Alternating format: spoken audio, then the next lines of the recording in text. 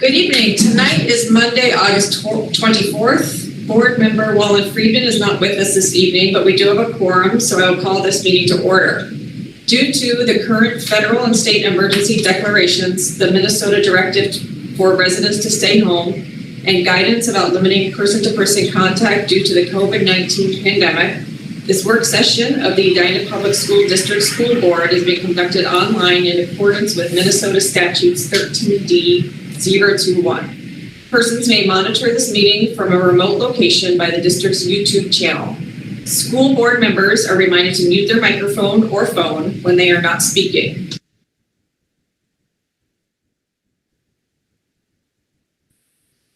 Erica, your mic muted again.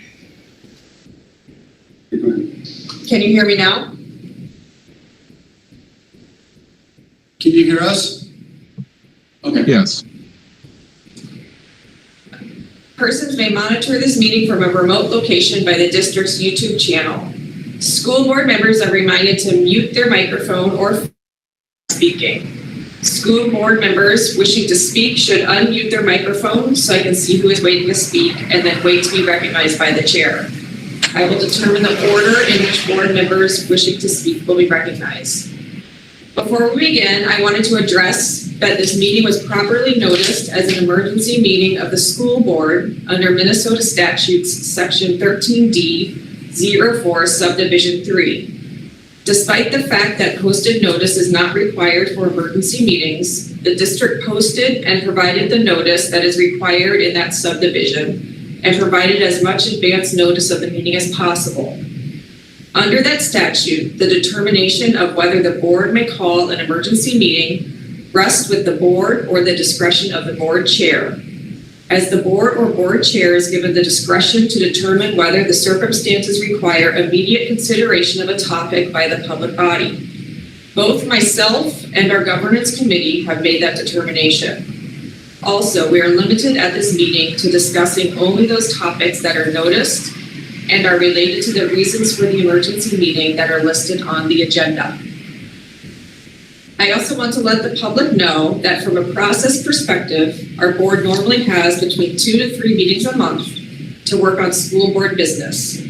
Already this month, we've had 5 meetings with 2 additional. As we prepare for the school year and navigate through the school year, there will be meetings called to deal with issues that arise. I cannot stress enough that just because our board calls a meeting, it does not mean that there's something fundamentally wrong.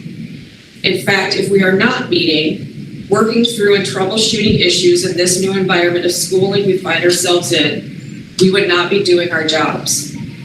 We are getting out meeting agendas and meeting reports to the community as quickly as we can. The final thing I want to mention for clarification is that we have 4 different types of meetings for board meetings. Regular meetings, work sessions, actually it's 5. Regular meetings, work sessions, special meetings, closed meetings, and emergency meetings. And these terms all have legal definitions behind how and when we have them. They have very technical legal requirements about things like if we can change the meeting agenda, the amount of time we have to inform the public about the meeting, and other things. But the name and type of meeting alone does not necessarily correlate to the importance of a decision taking place. I will now turn the meeting over to John to review our agenda for the evening. So tonight we will have in front of us an update on the school year planning, talking about the 2 models of Edina Virtual Academy as well as the hybrid. Randy's going to give a quick overview of the start of the school year, how we're phasing this hybrid model in. Give an update on staffing from Nikki, and then also your action tonight will be the memorandum of agreement to form a committee of our employee groups to talk through how things are going throughout the year. So, would you? Thank you. So first on the agenda are some additional updates on the planning for the 2020-2021 school year to be presented by district leadership. So I guess I'll turn that back over to you, John. Okay, thank you, Chair Ellenberg, members of the board.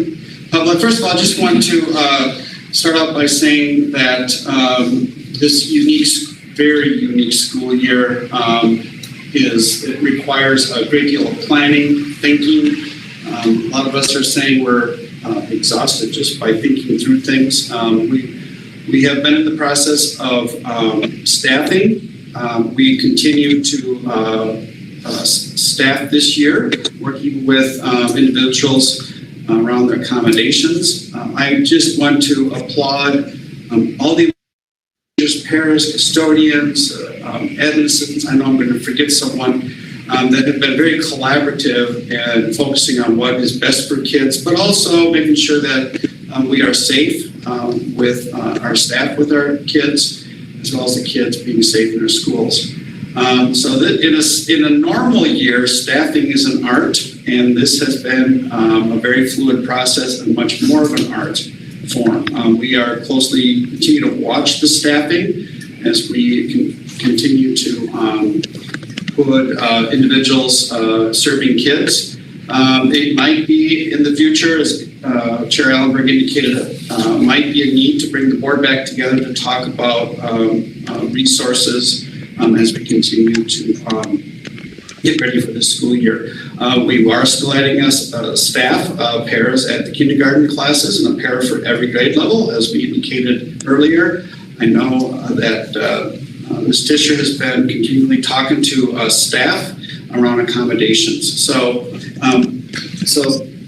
we are here tonight to update you on the two models, talk about staffing, and then talk about the memorandum of agreement. So I'm going to turn it over to Randy right now to talk about the hybrid, and then also Randy, if you can give an update on the start of the school year. And then we'll is that okay? Yeah. Okay. Yeah. Thank you.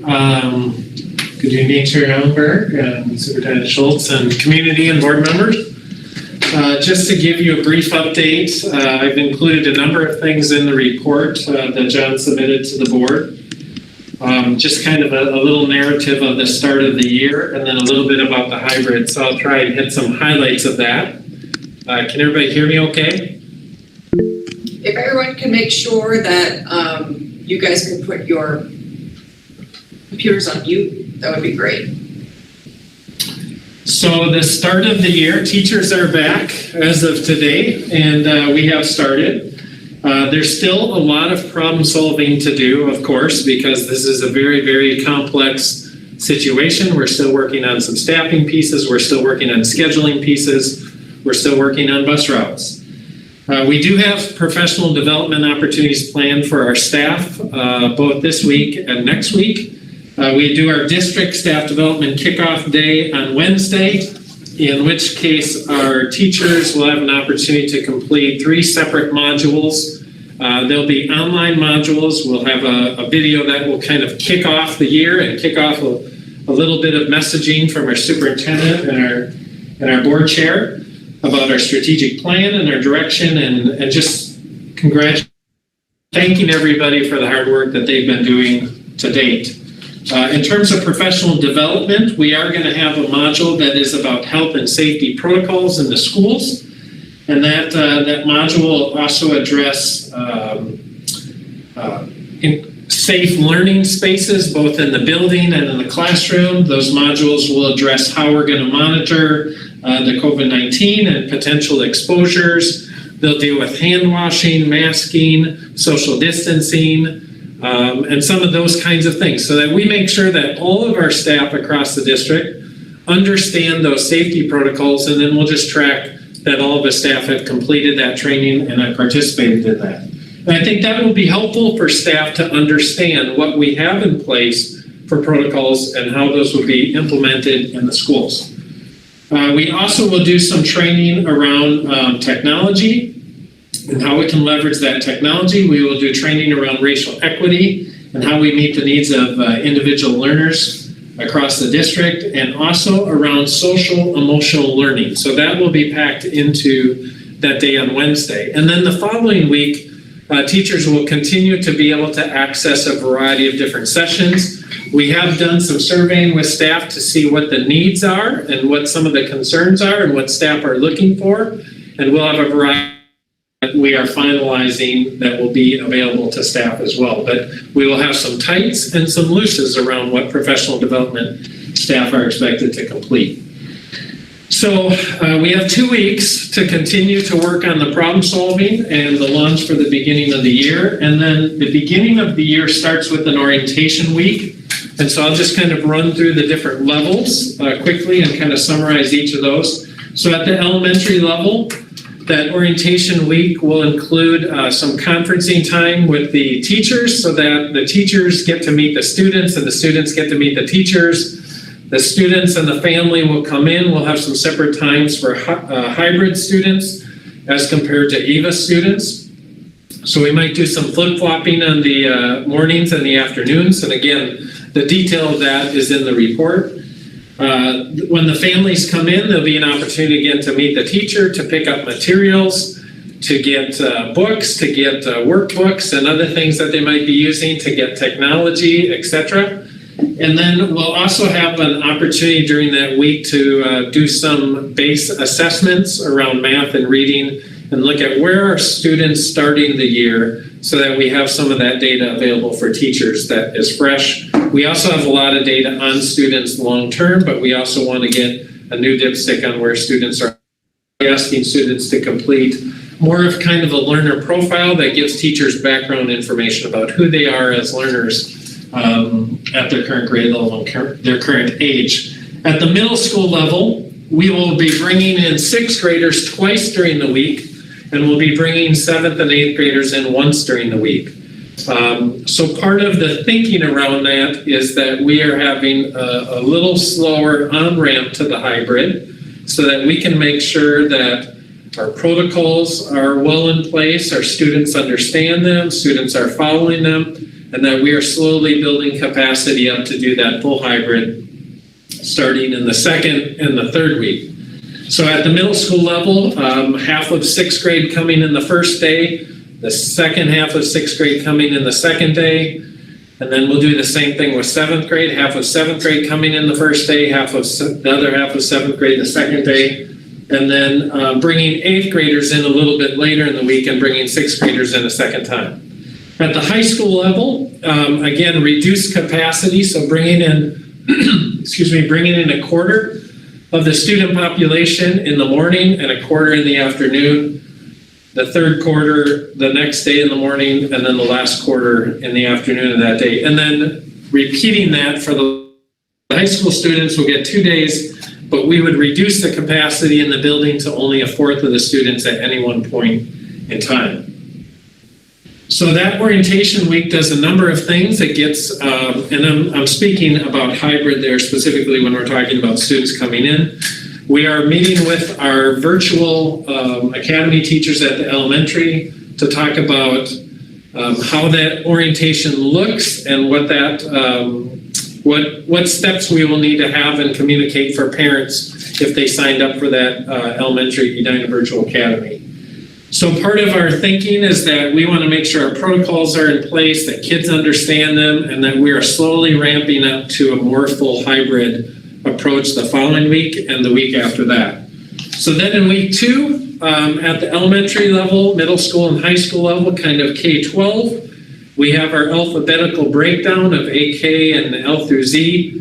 AK coming in Monday, Tuesday, Wednesday continuing to be a prep and training, professional learning day, collaboration day for our teachers, and a cleaning day for the space. And then the L through Z group coming in on Thursday and Friday. Week 3, we now bring in grades 1 through 12, stay on that hybrid AABB cohort, and we garden for 4 days during the week. But we have, we're continuing to ramp up to that capacity.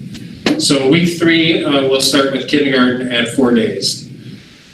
So I also want to talk a little bit about the hybrid model in some more detail. We've had some additional questions about the hybrid, especially at the secondary level, and I want to articulate how EVA and the hybrid model will work a little bit differently, and then I'll pause and see what questions people have. Wait, could I just clarify something really quick, Sure. Randy? I don't mean to interrupt, but I've been kind of commenting on the group comment that I just wanted to confirm that this is a discussion item and not an action item.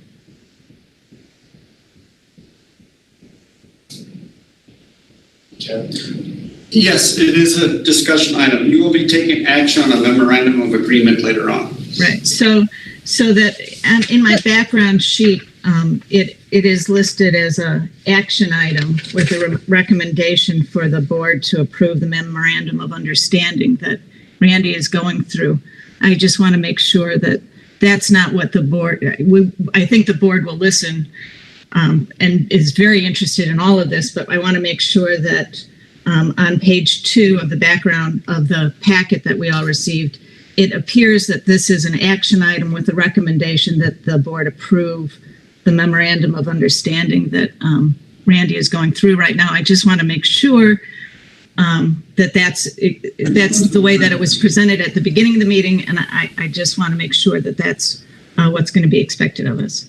So the memorandum of understanding is coming, but that's not what I'm going through right now. I'm just giving additional background on some of the details of the hybrid and the start of the year. There's there's two. So to clarify, you're going to get to the memorandum of understanding, but on our agenda, we are not being asked to vote on the memorandum of understanding. We're going to be asked to vote on the memorandum of what is it called? Agreement. And I'm just going to interject here if I can, Chair Ellenberg. This is Nicole Tischer. I'm the Director of HR and Admin Services. It's actually framed as a memorandum of agreement, and the board does not need to be a signatory to it. And the reason it's a memorandum of agreement is it's cross-bargaining units, and so you'll see that there are 6 bargaining units that will be signing off on it. It was purely for information that this is something that we're doing to ensure that our employee voices are heard. And so I just wanted, I know that it's framed up as an item, and I'm sorry, these things, they happen relatively quickly, but it's not something you need to agree to or sign off on. It's actually, it was developed as me as the signatory because it's something that we would normally do in our course of practice to make sure that we're answering our employees' concerns and give a discussion point for our employees. So my apologies for any confusion on that. Nikki, I totally understand that part of the agenda. That's quite clear, that we are being presented with a memorandum of agreement to take action on. I just wanted to clarify whether or not the board is going to be asked to take action on the memorandum of understanding. No. Okay. Thanks, Nikki. I had a question about that too after going back and forth with Ellen. So that was really helpful. This is Julie. I just wanted to clarify. I don't believe that we are allowed to use the chat in a board meeting. Correct. That breaks open meeting laws because the community can't see what we're discussing. So I just wanted to. They can see the chat. Ellen, they can see the chat.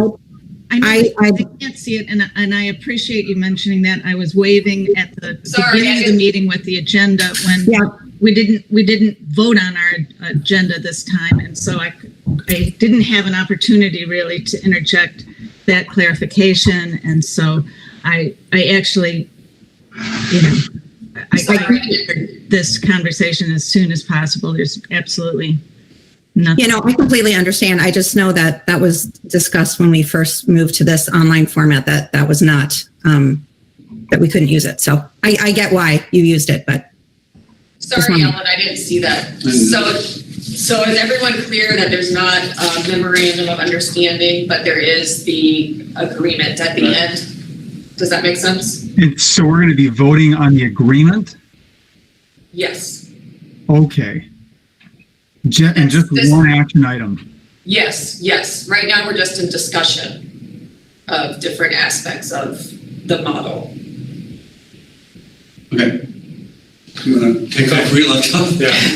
Okay, so At the secondary level, the virtual pathway and the hybrid pathway look a little different than they do at the elementary level. And when we first started thinking about how we could run hybrid at the secondary level, we really felt like we could have separate sections of the virtual pathway than the hybrid pathway. And once the registration was done and we saw how the numbers fell out, what that would have required is that a lot of the students who are in the virtual pathway would not have been able to get the electives and the courses that they were signed up for, and our teaching assignments would have changed drastically. So what we did is we looked at other ways of organizing that hybrid and other ways of organizing the virtual pathway, and we made the recommendation and the decision to combine those so that even if you're on the virtual pathway, you'll still have the same class, you'd still have the same teacher, but you are just going through the curriculum without coming into school. And what we want to be able to guarantee is that there's still live connections multiple times during the week. I can talk for a minute about what that could look like. And the students would be basically paralleling the hybrid students in the curriculum. What that allows for is it allows for kids to maintain their course choices and still have the same courses that they signed up for last spring. It allows for us to maintain our staffing assignments as they were. And so it keeps our staffing efficient. And it allows for us to have great flexibility so that if we do have to pull back at the secondary level to only virtual learning, we could basically do that. We could do it very, very rapidly and be able to transition very quickly to that. And we wouldn't have to rebuild schedules or need a chunk of time to make that transition. So how might that look or how might that work in the classroom? That's yet to be worked through with a lot of teachers, but here might be some simplified examples. A classroom might begin with the teacher starting that class. The teacher may have their computer, a laptop, or a desktop in front of them. They would fire up a Google Meets. The students at home might be on that same Google Meet, and they would be dialed into that link, and even the students in class could also be dialed into that link. The teacher could begin that class. Students at home would see that teacher. They might see the instruction. They might see the directions to begin with, and of course, kids that are in the class would see that. No different than what we're doing right now with the board, and some being virtual and some being here and present. And then students would basically work through an asynchronous curriculum for their secondary courses, but there would be points during the week where there would be live interactions with the students. And that could be a quick set of instructions, teaching of an explicit skill. It could be some one-on-one conversations with students. It could be some small group breakouts. Kids could be partnered in classes and virtually, or that even could be mixed. Students who are in the hybrid could be partnered with students who are working virtually. Students then could continue on with the lesson that is asynchronous inside of the Schoology course, and maybe the teacher comes back and wraps up that lesson to close. We will continue to work through exactly what that looks like and what makes sense for different content areas and different disciplines. I don't want to insult any of our teachers with trying to simplify it and say that it's easy. It's not easy, it is complex, but we really feel like that model offers the greatest flexibility for the district. It offers the most efficiency around staffing, and it creates the greatest adaptability in case we do have to move or pivot fairly quickly. And we believe we can do it. And it allows us to do what we're trying to do, which is to honor families' choices around getting an education virtually or coming into the physical space. So I just wanted to take a moment to kind of talk through that example a little bit and how that could potentially work. And again, it is challenging. It is going to take some time for us to build, which is why we wanted to make sure we had some upfront time and we moved our professional development time to the beginning of the year. But it's also why we have recommended that Wednesdays are days where teachers can prepare, they can collaborate, They can do some staff development. They can share ideas as they get ready for the next week. Because our teachers will be taxed with trying to do an awful lot in a short amount of time. And they will need time to prepare for that following week. And they will be a week ahead or days ahead of the students as we progress through this. Because that's how challenging this year will be. Questions? Do board members have any questions about this portion? I've got a quick question. Randy, how will this affect class sizes at the secondary level when you take into account hybrid and virtual students together? Will there be any changes? So when you would walk into a normal class, you would see a very full room. You know, we've maxed out those classes, but the reason we're in hybrid is because we're only bringing in of the students on a given day. So the class sizes will be reduced significantly. And we've went through all of the spaces at the secondary level, and we've laid a social distancing formula across those spaces to determine the capacity of all the different rooms, and all of the principals have that information. And they are working on analyzing how the different class sections fall out in class size, but what we'll see is a reduced number of students because they've been split into an A and B cohort. And then some students will not be coming in at all because they'll be on the virtual pathway. So yes, class sizes, not overall, but physical numbers of students present on an any day will be reduced. The class size guidelines that we've used to staff classes, we are trying to hold consistently to those guidelines. In some cases, they're a little bit higher. In some cases, they're a little bit lower. But physically, there will be fewer students in the classrooms each day. So let me just make sure I understand this correctly. So let's say there's a social studies class with 28 students, and those 28 students can comprise of both the AA cohort, the BB cohort, and the virtual cohort. So in total, that class has 28 students, but any given time within the physical classroom, it's only going to be either AA or BB. Is that correct? That's correct, yeah. Okay, but so if it's an AA day and I'm sitting in the classroom, online are going to be both the BB day kids and the virtual academy kids. Correct. Am I following that? Okay, I just wanted to make sure for clarification. Thank you, I appreciate it. So Randy, to confirm, we will have classroom streaming. I've been asking that on and off these meetings. And so most of the classes then will have students at home getting the same material that their physical in-person fellow students are getting. And that's assuming it's synchronistic. So let me clarify. So all classes would be built as asynchronous classes. But during the week, we will have times when our teachers will be doing live connections with kids. That could be live teaching, that could be direct instruction, that could be small group, that could be Q&A sessions, that could be a discussion, that could be a conference, etc. We will not have a situation where we turn a camera on and that camera is just simply on all hour long every day. What we do not want to do is we do not want to have students sitting in front of their computer just watching a class for 7 hours a day. That would not fall in line with the best practices around how we use technology nor how we set up online learning environments.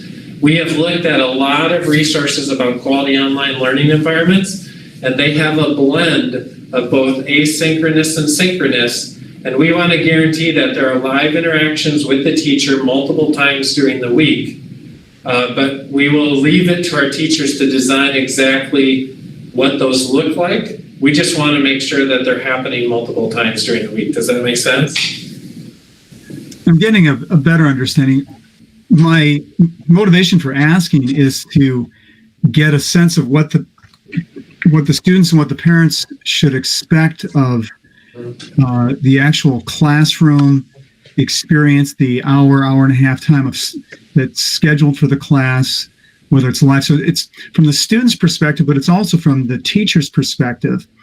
And I'm also wondering, and you don't have to answer it now, but at some point in your presentation, I'd just be interested in hearing a little bit more about the preparation load for the teachers. And is this going to be doubling up their preparation? Are there efficiencies that we can gain by some of the streaming? I think that's part of my motivation for asking about the streaming. So some of the burden would be lessened on the teachers for having to create parallel curriculums. We've received some emails about that, and I don't want to be a part of doubling up on their work. So that's not a large part of the motivation of my question too. Yeah, I think part of it is just clarifying, because streaming is generally thought of as I'm turning on a camera and I'm holding the whole class, and then that's going to be streamed out to the internet, and kids can watch that. And we want more of it. We want a higher level of interaction than just kind of a streaming concept. So I think what might be helpful is to continue to share some examples as those are developed by the teachers to show what that looks like, how that will work in a variety of different content areas and what some of those examples might be. But at its base, what teachers will be doing is they'll be developing an online curriculum, and then they will be interacting with kids as they're working through that online curriculum. And by doing that, that allows them to not have to double up and create two curriculums, but really to create one curriculum experience for all. It's just that some of the students will be at school during some times, and some of the students will be at home all the time. And some students will be at home some of the time. So what we're trying to do is create continuity so all of those students can work through that curriculum together with the support of a great Edina High School or Southview or Valley View teacher. And they can partner with each other as they do it and still get live interactions with the teachers. But it won't necessarily be possible to do those live interactions all the time. So we have to make sure that we have a guaranteed minimal amount of that, and that would be twice during the week. That would be the minimal amount that we would expect, which is students essentially are getting when they come to a class period at the high school. They're getting a live interaction with their teacher twice a week. Ellen? Yeah, I just want to follow up on that, because what's written in this background material about synchronous learning especially for the EVA students is that I don't see that there will be content delivery that is synchronous. And so it talks a lot about morning meetings and feedback, but I'm concerned about the virtual academy, and it's so that we specifically state that that content delivery will also be synchronous, and it doesn't have to be always synchronous, but some. And I'm noticing that's absent here.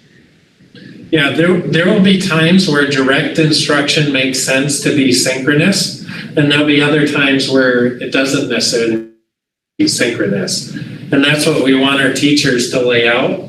But again, the expectation is that live connection. Again, we've looked at the literature on successful online learning environments, and we're trying to model it based around that literature.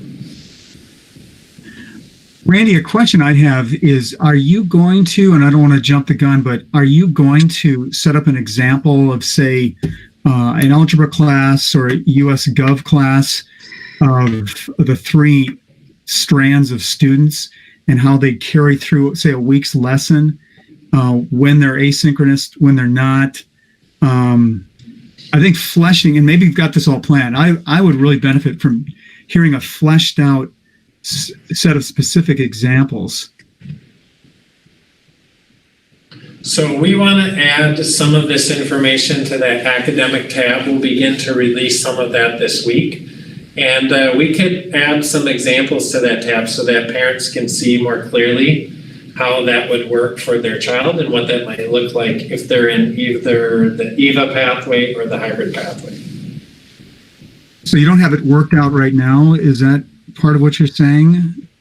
Or we don't have the time to talk it out?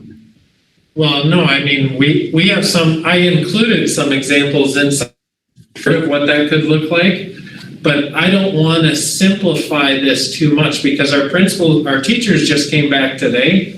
They're going to have a lot of ideas about how this could work in different content areas at different grade levels. What it looks like in math is going to look different than what it looks like in Project Lead the Way or what it looks like in band. And we want to engage our teachers in taking that minimum expectation of multiple live connections during the week and fleshing out what it looks like in their course at their grade level. Okay, so I think that that's an answer in itself, because I think there's a lot, I have a big interest, but I think that there are a lot of people who would really like to nail down as much as possible how this is going to flesh out. And what you're in essence saying is it's dynamic and it's evolving and it hasn't been fully developed at this point, but it will be by the end of the week or midweek. Is that kind of what we're driving at? Well, I'm saying that we have teachers that have already started brainstorming around ideas of how this could work. And we will continue to add information about that to the academic tab. But none of our schools have ever taught in a hybrid model like what. So we will be building it as we go, and we will have parameters around what we want it to minimally include. But exactly how teachers are going to do it, that's going to continue to evolve and adapt with our teachers. So I think maybe what Owen's getting at, what I've heard a lot of parents are interested in is day one of hybrid or EBA. How do I know at like what time my student needs to do what? And when will I get that information? So if my student has 6 classes, when am I going to know what they're supposed to do and what they're responsible for? What sort of schedule they have? And I think that's some of the information that parents are looking for. So what sort of activities are they going to be doing, that interactive schedule for the first week of school or the second week of school to make sure that my student is prepared for whatever it may be that they need to do or know for the first weeks of school, knowing that these things will evolve and teachers will come up with new things. But at some point, I assume we're going to have to say to students, this is your schedule. Right, so there'll be a communication that will go to families and go to students about their schedule, about what it looks like for them, who their teacher is, what the expectations are. All of that will happen prior to school starting. So I think that's what I think would be good to know if we could say, this date is when you can anticipate those details. Which is what I think Owen's trying to get at, is these are the details of what your kiddo is going to be doing hour after hour after hour. Randy, is this being done at the teacher level or is this being done at the school level? Both. Okay. So Andy or Tim or Sean, when would students and families typically receive the syllabus, the course information on their schedule from a time standpoint? And I know this year is different than other years, but when would they typically receive that? Well, typically, actually, content related to a course would be given to students on that first day of school in class in a typical year. So if we were coming in fully face-to-face, kids would have their schedule. They would know to show up to English 9, second hour. They would meet with their teacher. Their teacher would go over expectations, and that's how we would go forward from there. So that's how that would work. We'll do some of that during the orientation week, and that will be available for our students that come in the hybrid, and also to our students that are fully online. So that will be available. The vehicle for all of this, again, with building that online course, is Schoology. So all of our students, and I'm speaking just for EHS, and I think it's maybe true at the middle schools as well, but that vehicle is daily student view of Schoology, of what the expectations and what that activity is for the day. We are saying that all of our students are going to get a minimum of 2 days of synchronous type of activities per week. So that's for a hybrid kid that comes in twice a week face-to-face with their teacher, or for that student that's fully online, they will have 2 days of synchronous type of activities. That does not mean necessarily, though, 2 full classes where they're sitting with the entire class. It could be some of the things that Randy was speaking about, full group instruction, small group instruction, one-to-one instruction, partners with peers that are home in school, and it won't necessarily be by the day. We won't say Monday, this is what kids are doing, Tuesday, this is what kids are doing. That will depend and vary a little bit by course. Because remember, we're combining those kids that are coming in face-to-face with the kids that are at home. And that's really, in terms of the variability of courses, that's really not any different when we're back in a traditional school schedule. They'll have a framework of what the big expectations are, the big assignments, the due dates, and things like that. And we are expecting our teachers to have that weekly kind of framework of what they're doing. That's one of the things we learned from distance learning last spring, is to have that week at a glance for our kids. So our kids that are at home can look and say, I know on Tuesday I'm coming into my English class in a synchronous way, but on Monday I may be doing asynchronous assignments to prepare for that synchronous lesson on Tuesday. So at the high school level, it's that daily look at your Schoology of those pieces that are there, planning on your calendar, and that's for the kids that are coming in face-to-face and for the kids that are fully online. I would say it's not terribly different at the middle school. You know, some of the things that are different is advisory every day, where an adult touch point helps children with their schedule every day and questions that they have every day. So when will kids and families know the schedule? They'll know the schedule before the first day of school.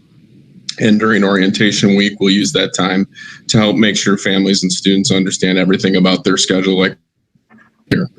So in a normal year, we push that out before the first day of school. Usually Get Connected Day is a key marker for when you begin to become familiar.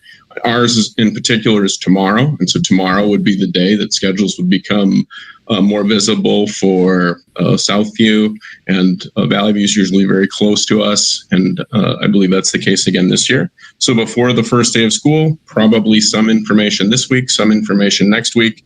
And we'll do like we always do, use our mechanisms to make sure everyone's crystal clear on what that is. I understand the really pent-up demand to know every possible detail. I would just ask folks to be reminded that today was the first day for teachers. And so when Randy points out that the orientation week, for example, includes extended time for 6th grade versus 7th and 8th grade, that we're having our teams of teachers for the very first time we've had access to them working on those plans today. So we've created structures and plans and looses and tights. But it is true that our teachers need time to develop the particulars because they're doing something that they've never done before. And so while I totally respect the community's demand for as much information as possible, I myself am a community member and a parent of 2 children in the Edina schools. I also need to point out that this is the first that teachers have had a chance to work on within the containers that we've built based on the constraints and the decisions that both the board has made and the governor's given us. And so everyone will have all the information they need before they come to school. Tim, thank you for that comment. I think that's helpful for background. I think the part of what we're doing here on the board is we're the voice of the community, and I think the community has an insatiable appetite for certainty on this. And if you don't have certainty, then the imagination runs wild and what's happening, and conjectures start and rumors light up the community. And so we've got this balance here, because the community really wants to know as much as possible for a variety of reasons. They want their kids to have a predictable sense of what they're going to be experiencing in the classroom. There's anxiety about that. At the same time, the teachers are feeling pressure because they've never done this before, and they want as much clarity as they possibly can. And so we've got these two tension points. And I think that as soon as we can start getting the big picture and send out bigger picture, that, so for instance, in a hybrid class that's maybe has 28 kids in it ordinarily, maybe 14 kids are going to be virtual. I mean, to flesh some of those distinctions out sooner than later, I think would be helpful. I mean, it's tough. I don't envy, Randy, your position of trying to coordinate all this, or John. So,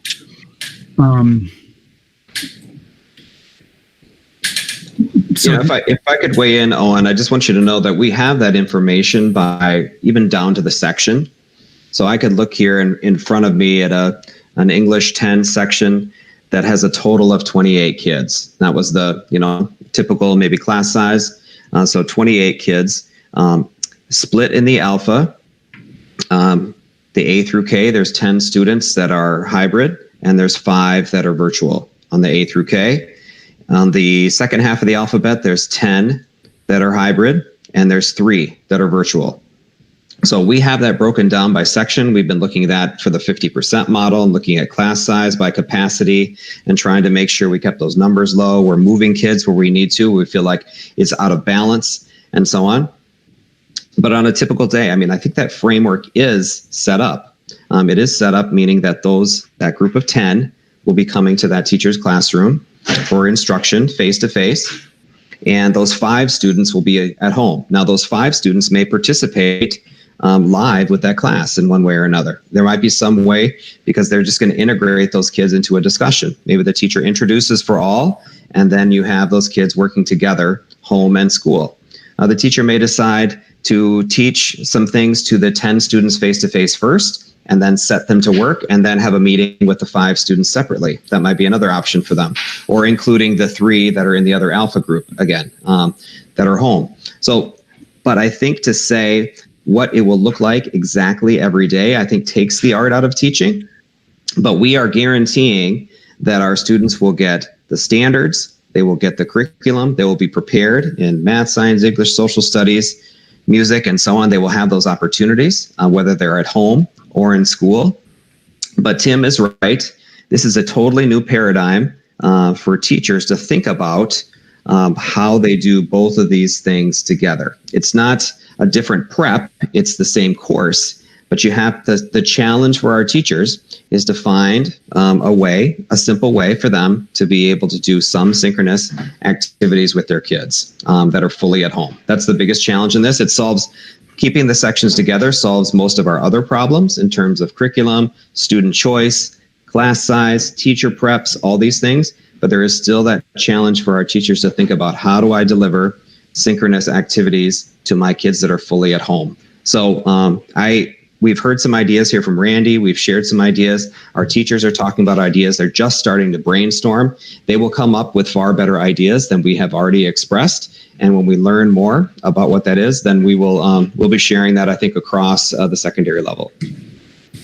So, if I could just a follow-on comment, I think, Andy, that is exactly what people want to know. That was a very good example.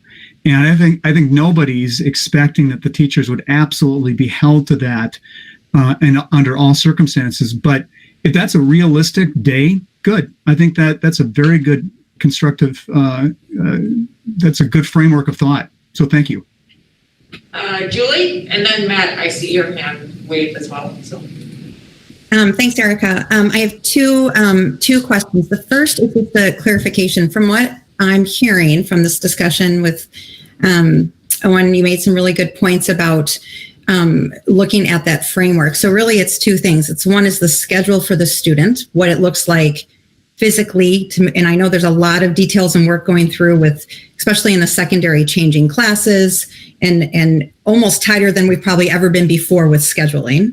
And then the framework that we're providing for teachers is the framework to teach within this new model, right? Which is kind of a mix for some is EVA only, some is hybrid only. So, but just like we would do, like if COVID didn't exist, we always provide that framework for teachers. And then within that, they deliver the curriculum and the content, correct? Is that correct? The assessment of what because it sounds like we're kind of crossing over into two different things. I just want to make sure I understand, right? Tight and loose, what Tim said. Okay. Okay, great. That's I just wanted to clarify that. And then my second question is attendance. So if you've got a class where you've got, your AA and your BB, this is more for secondary, this question. And then you've got your EVA students. We had tied attendance to assignments last year. And so can someone talk, maybe Andy, you're the best person to talk about that and what your thoughts are and where we're landing there. Thanks. It would depend on whether they're doing something synchronous or asynchronous with kids. So typically the ABAs or attendance-based assignments were on asynchronous days. Watch this screencast and complete these questions. And when you do that, I know you're here, like you're engaged with my class. And so you're present, right?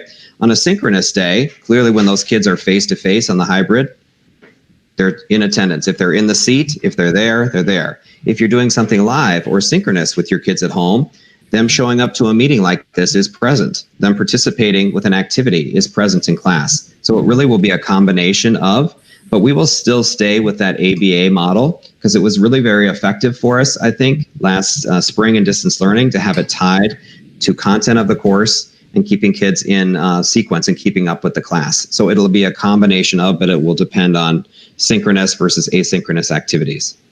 Okay, that makes sense. Is that true for the middle schools as well? How attendance will work? It could be, Julie. I think that we did it differently than the high school did it last year for different reasons. We found there were some reasons to do it differently, and we're going to be working further in the next week with DMTS on the exact solution. Certainly, parallel structure to the high school has its advantages, but middle school that we need to consider still. So we'll have some more work to do in the next week. Sean, I don't know if you have a sense of that either. We like our one button portal button that kids use. And so we're big fans of that. But we also know that we'll have kids, like the three different kinds of kids, like the kids in front of you, the kids and the home kids, the at-home kids, the hybrid kids, and the virtual academy kids. So how do you sync all that together so it's not an impossible task for teacher or attendance secretary to sync all that together? I'm not sure I know the answer yet, but I know there's a lot of really smart people working on it, present company. Yeah, no, that's great. Okay, thank you guys so much. Matt, did you have a question? Yeah, I was just going to say two things in this discussion period, and that's it, so we can go to the action when people are ready. So first of all, I just want to thank the administration, teacher, staff, and everybody for their commitment to teaching the kids. It's been absolutely amazing the amount of work that's gone on. It's a tremendous, tremendous hurdle to get through this in this climate. So some solids that would be things that people could lean on right now that I heard tonight is that EVA is not a webcam and a hybrid is not necessarily just a webcam. There are specific ways of teaching that will be gone through in detail that are based on best practices. That question's come up a lot. So just that was very clear. Owen pushed on that a bit, and I think it's good to have that clarity out there. Second is that the detailed information on a site-by-site basis is coming out around orientation week in the next 7 to 10 days for each site. And then as Andy showed an example, it's even down to a class-by-class basis, but we have to let the teachers get through it. And then the third thing is moving to a distance-only model and canceling hybrid is not even on today's agenda. So this conversation is about implementation and support for the process that we have going forward. Because I'm just noting that there's like 600 people watching this right now, and I want to make sure that there's 200 emails we got in the last day about the importance of getting kids back in school. And this board voted 6-1 last week to do all we can to, as safely as possible and with as much support for teachers and administration as possible, get as much in-class learning as we can. So that's been a consistent theme that we've been working on in hand with the administration. So I'm grateful for all the work, but I wanted to just clarify those as knowns because there continues to be some circling on those items. So unless any of that doesn't sound correct, I'll go on to my second point. That's correct. Thank you, Matt. Great.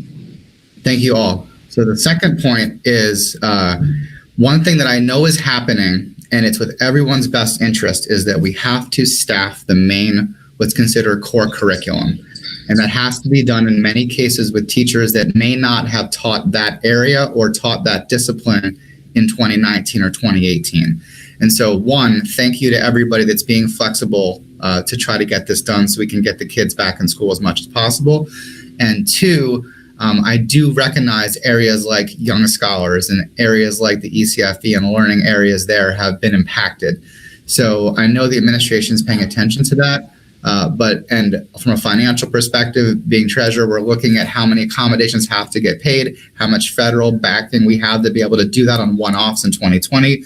But it's really important, I think, that with having this constant conversation and this open collective and collaborative dialogue on a weekly or bi-weekly basis with everyone, we try to make sure how many of those extra systems and support and growth and gifted and need-based items come up and that we can source as soon as the funds allow it, hopefully the health and safety of our students and faculty and staff all improve and possibly vaccine-based, and we get there. But I just want to make sure that these aren't afterthoughts. I know they're brutal in some cases, how the decisions have to get made to staff the core. But I want us as soon as we can to revisit supporting all those additional services as quickly as we can. And I know we're running our 7th and 8th financial illustration now to see how we can do that.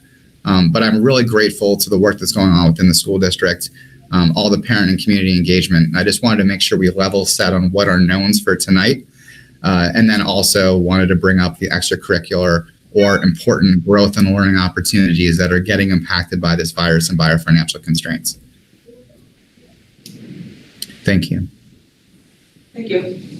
Ellen? Yeah, I have several questions.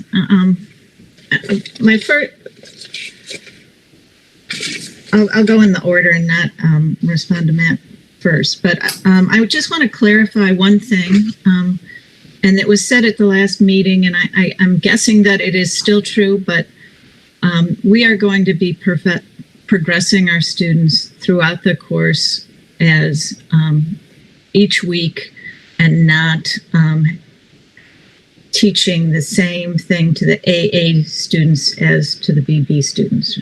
This was discussed before, that we will actually be delivering a week's worth of typical year material in a week. So there will be different material likely to be covered AAB day, BB, or whatever's going to be covered will be a full week's worth of material. Is that what I've heard correctly, or is there some other plan? Jody, yeah. Jody, can you answer that question? Yes. Can you hear me? I'm having a little bit of Yeah, okay.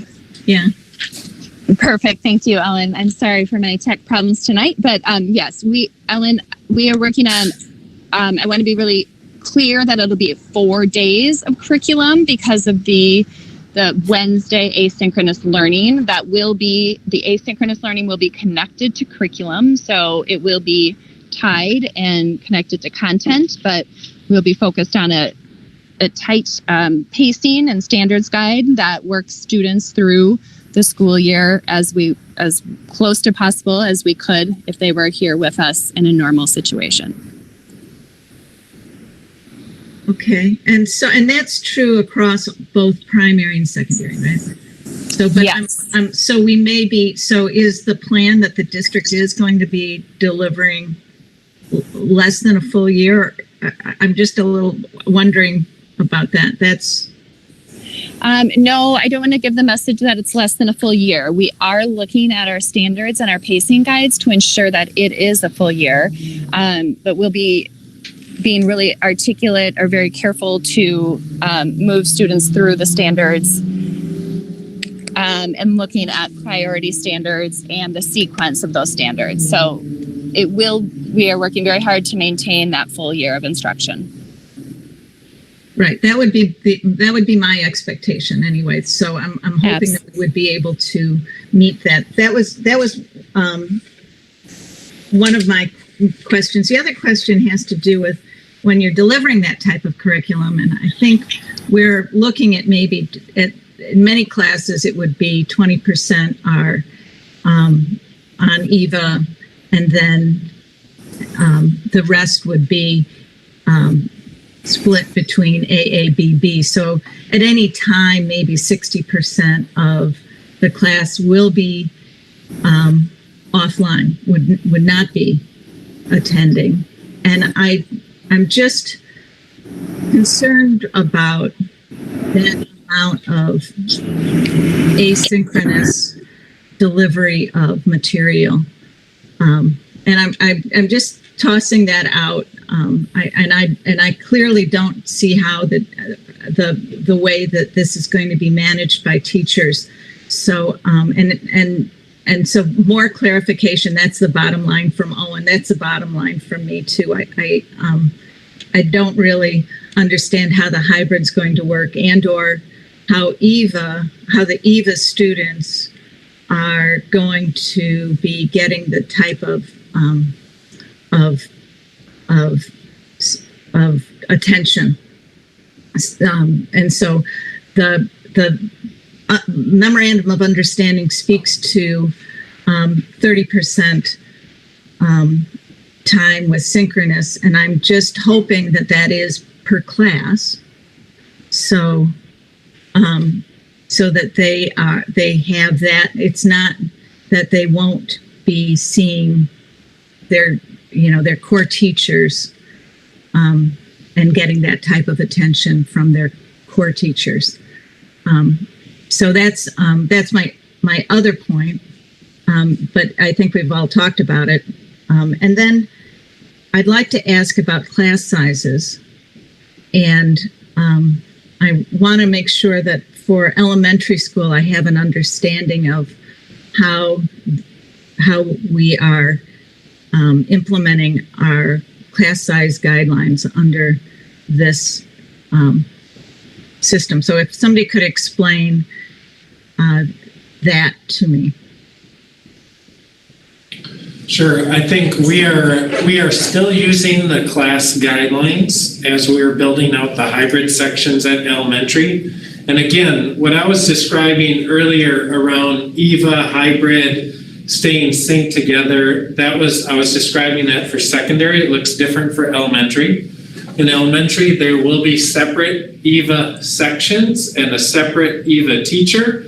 We have about 31 now EVA teachers across the elementary and 31 different sections. There's about 5, maybe one grade level with 6. There's about 5 sections at each grade level.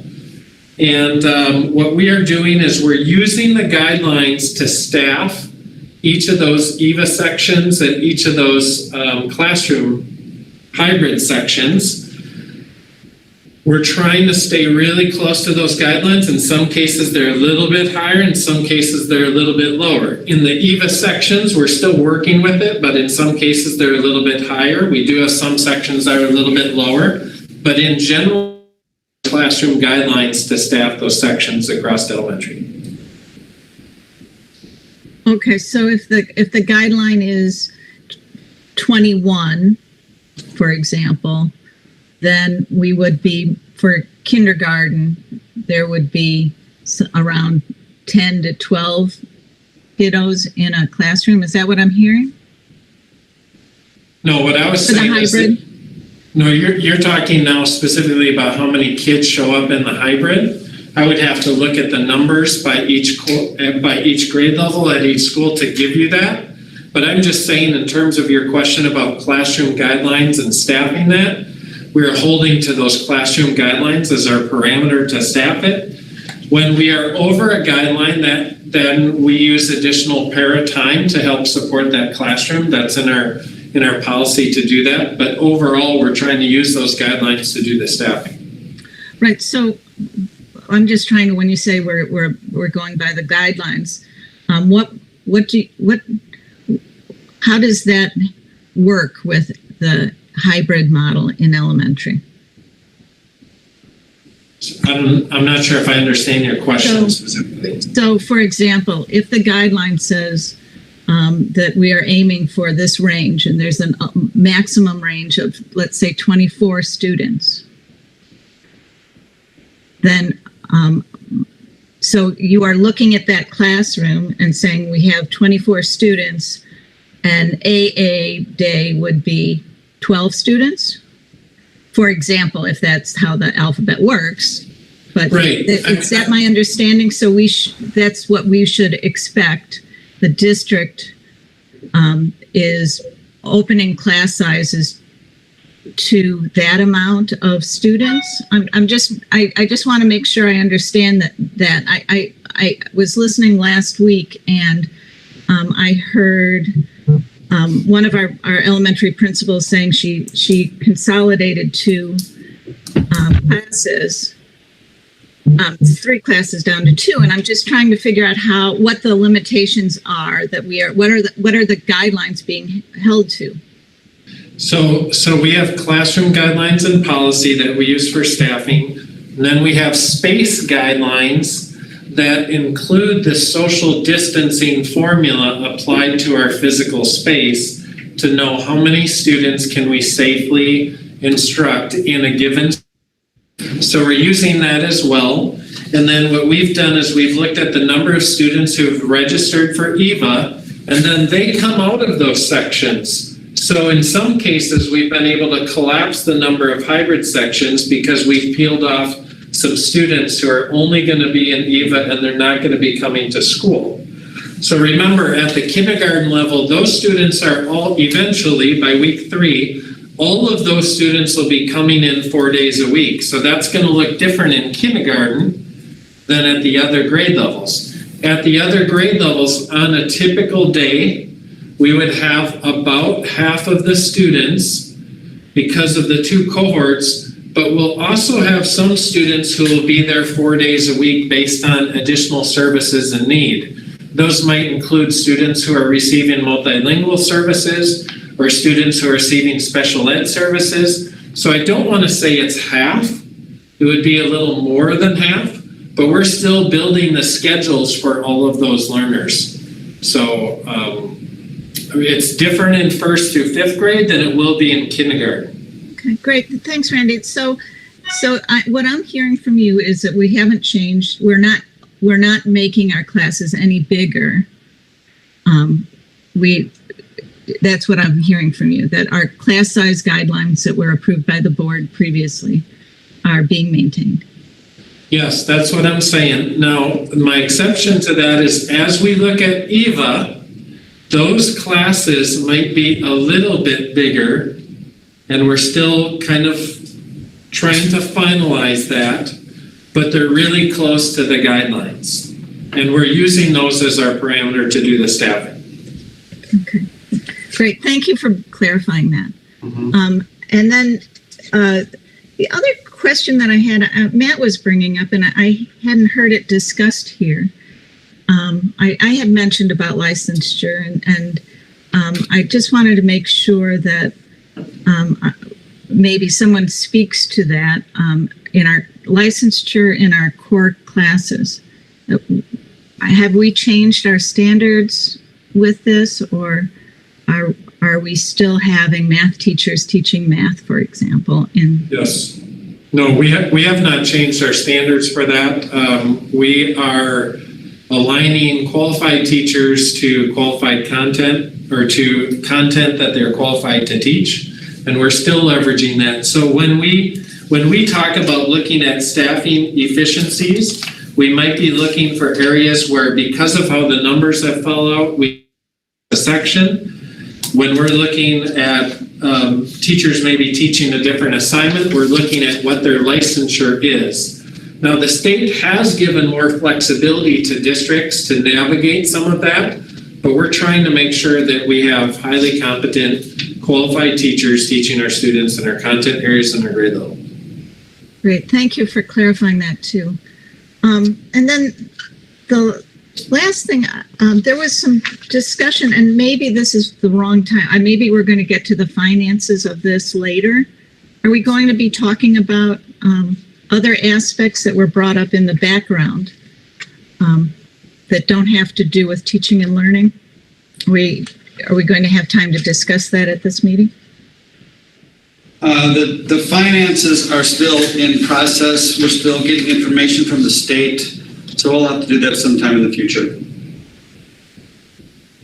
Because, and I appreciate that, because the finance committee hasn't seen this yet, and but it appears that what we are being presented with is some information that says we will need more money, which is why it was brought forward. I think it was one of the two reasons on the background for this meeting. I'm just wondering if that the board will need to approve additional funds to be allocated for this, for staffing. And I just wanted to ask John a little bit about this, if he could speak to that. So what questions do you have? Well, when will the board be given that information? So once I hear how the staffing, when the staffing gets closer to being done, we'll take a look at, there's still a lot of staffing that needs to be completed. So once I see that is firmed up and Randy, Nikki, and the principals say they're in a place, this is how we're going to staff, we'll take a look at our staffing models compared to what we approved in the budget last June. So until then, we don't know. In addition,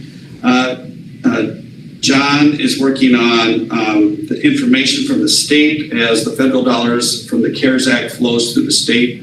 So if I brought that now, we would have information that is really not complete. So we're waiting for that.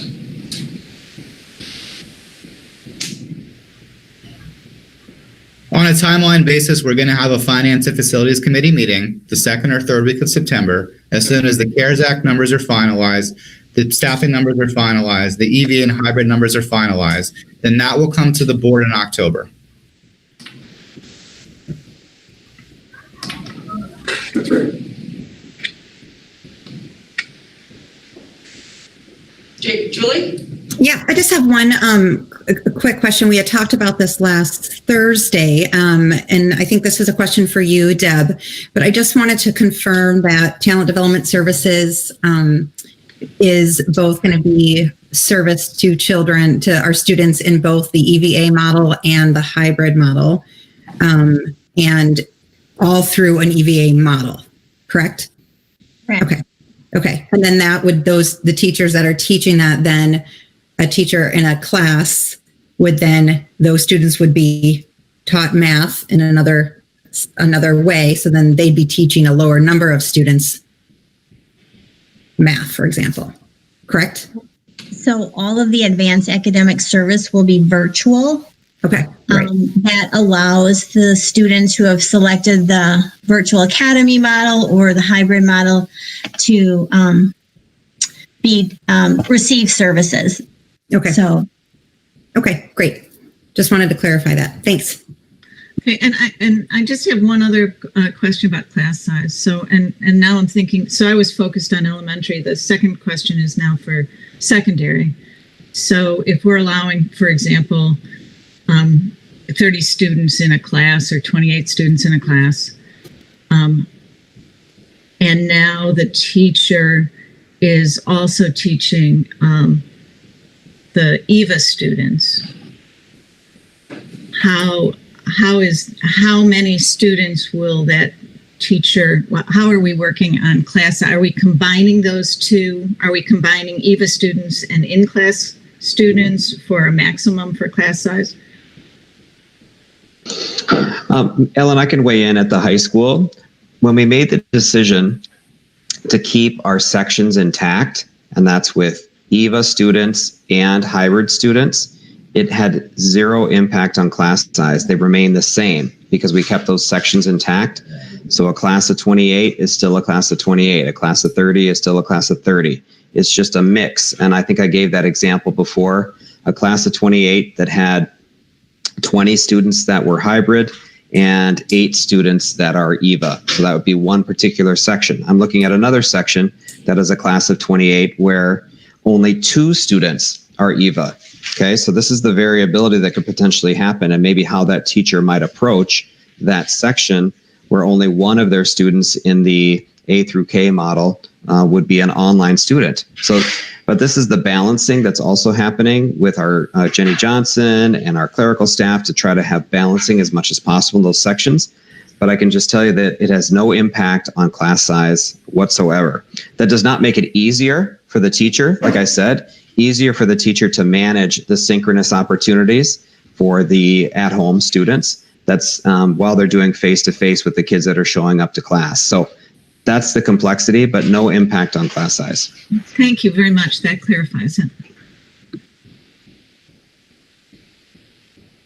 Are there any other questions about this portion of the meeting?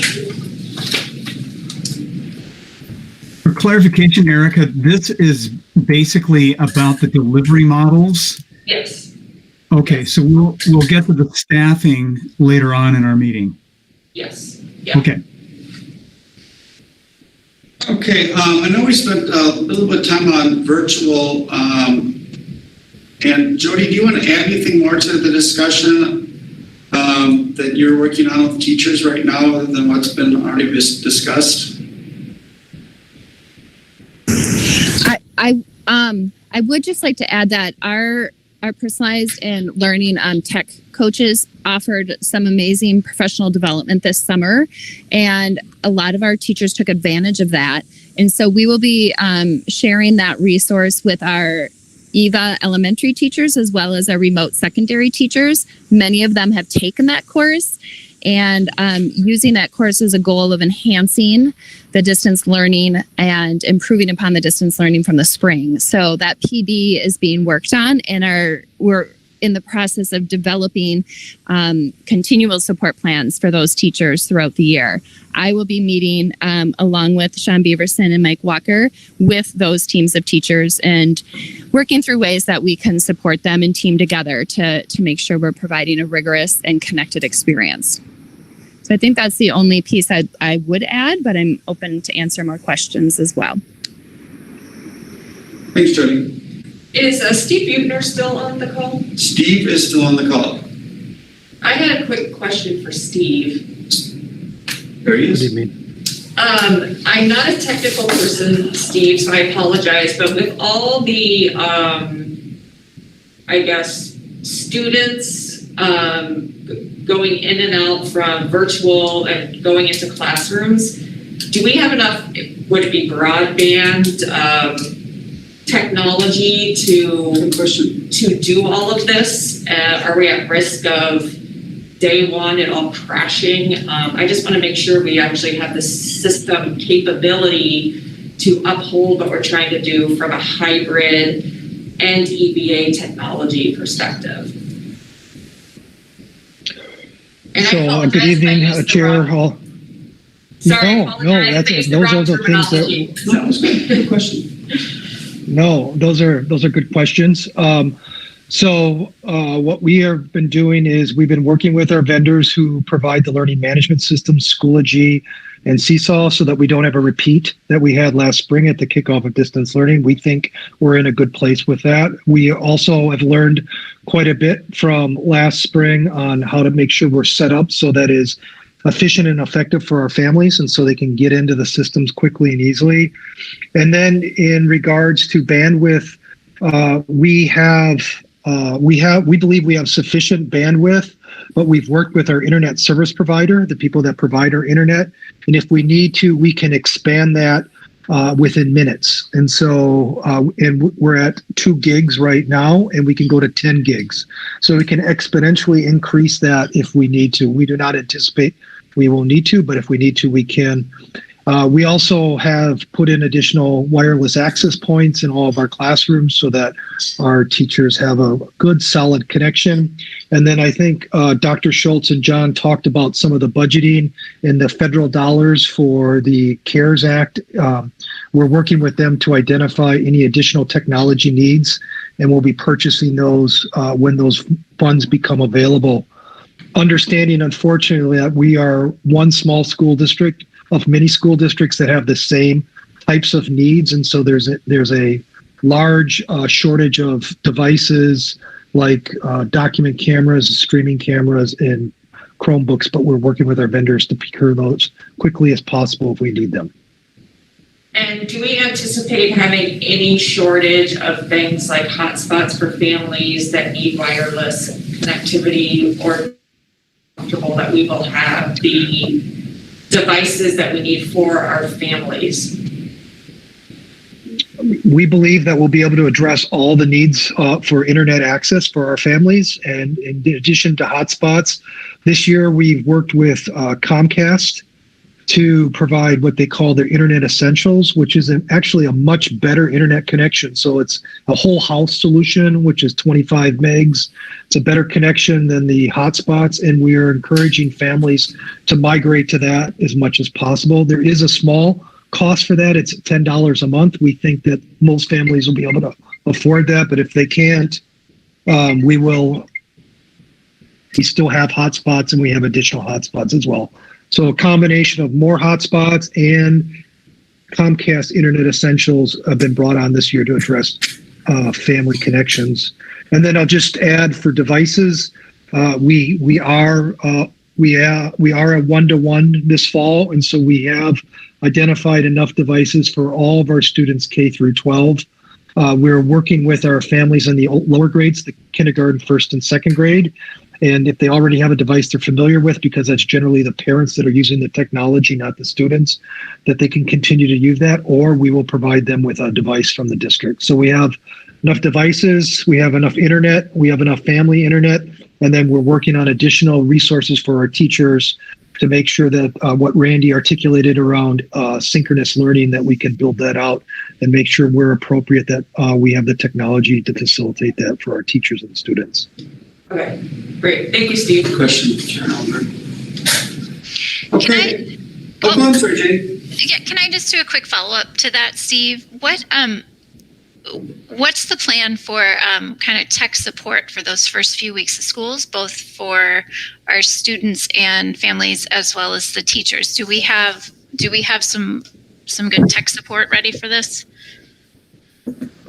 Well, I think if you ask anybody, I'll just be in all humility, I think I work with the greatest group of tech support folks in any district in Minnesota. But to your point, just like we did last spring, we provide technical support not only to our parents, our teachers, both in our buildings, but also at home. And so we purchase software so we can remote in and provide remote assistance for our teachers at home. But we also provide technical support to our students and our parents. And we took numerous calls last year. We will probably start the year off with expanded technical support hours. Last year, it ran from 7 a.m. until 7 p.m. Actually, it started off at 7 a.m. to 9 p.m. We really had no calls after 7 p.m., so we ratcheted that down to 7 p.m. And then after a few, down to starting technical support. That's phone and then also this remote software, so we can help both parents, students, and staff, both remote and in building, for their technical support. And the other thing is I'm working with community education, and we will be having parent training classes as well, so that we can make sure that our parents understand how to use the technology. I met with Cheryl Gunnis out of community education. We're working to get those on the calendar, and so that we can provide parenting in our hybrid and parenting support for EVA. That's great. Thank you, Steve. Can I ask one quick question, a follow-up? I love that parent education classes for technology. That's just fantastic to hear. Has school, I know we had an issue, well, the whole nation had an issue with Schoology last year. how is your confidence? Have they, have they invested what they need to support the whole country? I just wanted to touch base on that because that was something unbelievable. So if you could talk to that for just a moment. That was really painful because I had to write a letter to all the parents and students in the community of Edina to apologize. They identified that issue, and that issue was with some poor coding that they had. They rectified that. And then they had very few outages after that. They've also brought on a number of resources, and what they did is they made some big changes. And so, and not to get too far in the weeds, but basically when distance learning or the shelter in place happened last spring around the country, a number of school districts that weren't purchasing Schoology went to Schoology and said, we would like to use your learning management system, can we? And they let them use it for free. And so what they had was this exponential increase of users and some not paying. What they've done this year is they've segmented the infrastructure. And so now for paying customers, which we get priority service, priority access to their technology. For the non-paying customers, they don't. And so they've ramped up the technology, but they've also segmented so that we are getting preferred access to their technology as well. But Great. Fingers crossed. I know that when you rely on technology, it will sometimes come around to get you. Yeah, no, I know. Thanks for explaining that. That's helpful. Okay, I think we'll just move to staffing. So if Nikki can just give a quick update on where we're at with that. I do. Chair Ellenberg, Superintendent Schultz, members of the board. At our last board meeting on Thursday, we updated you that we were beginning step 8 out of the 9-step staffing process, making necessary employee accommodations and modifications. We have winnowed the additional conversations needed down significantly through the interactive process, leaving less than 10 follow-up conversations needing to happen at the elementary level and less than 20 follow-up conversations that still need to occur at the secondary level. Please know that we've contacted all of these teachers and we've engaged with all these teachers. It's just those are kind of the spots that we still need to figure out. We have over 650 teachers just in comparison. I want to thank you to all the teachers that we were able to connect with over the last 3 days, and I look forward to continued conversations with those remaining teachers. The next step is over the next few days, we will begin engaging with our other employees, para, support employees, drivers. We have just a few conversations that need to happen with these non-teaching employees. And so that's kind of a really broad overview. When I say then, we have about with non-teaching staff that need to happen. And so, I'll stand for any questions that you may have.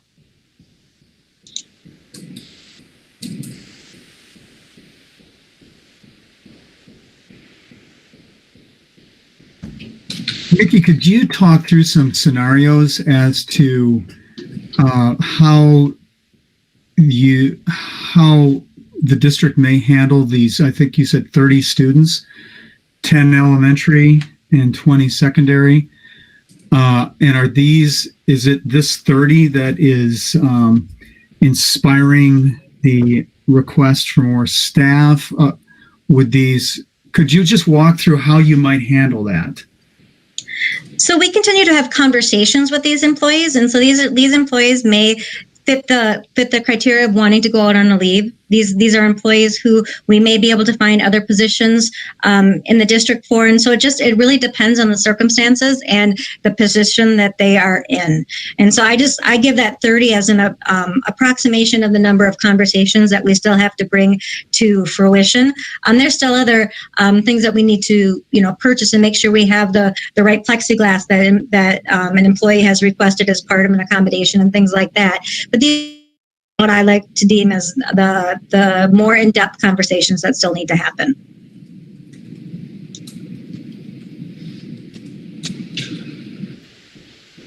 So are we also talking about the Family Medical Leave Act, FMLA? Is that is that possibly what you're talking about here with some of the staff going on leave? Would some of this be voluntary? Would some of this be involuntary? How's that being addressed? So I want to just reiterate, the last thing we want our employees to do is out on leave. And I think every time I have a conversation with employees, that's one of the first things out of my mouth to them is we want to figure out any way to make that hybrid model work for them. But I mean, it depends on the individual situations. It might be the new FCRA leave, which is the Families First Coronavirus Act. I think I got it right, but if I didn't, please forgive me, which is a type of FMLA leave. And then you have FMLA leave if it's a personal issue. But then there's also the superintendent's discretionary leave. And although in the past we've held those to February 1st, we've extended that deadline for people who are making requests now. Ellen?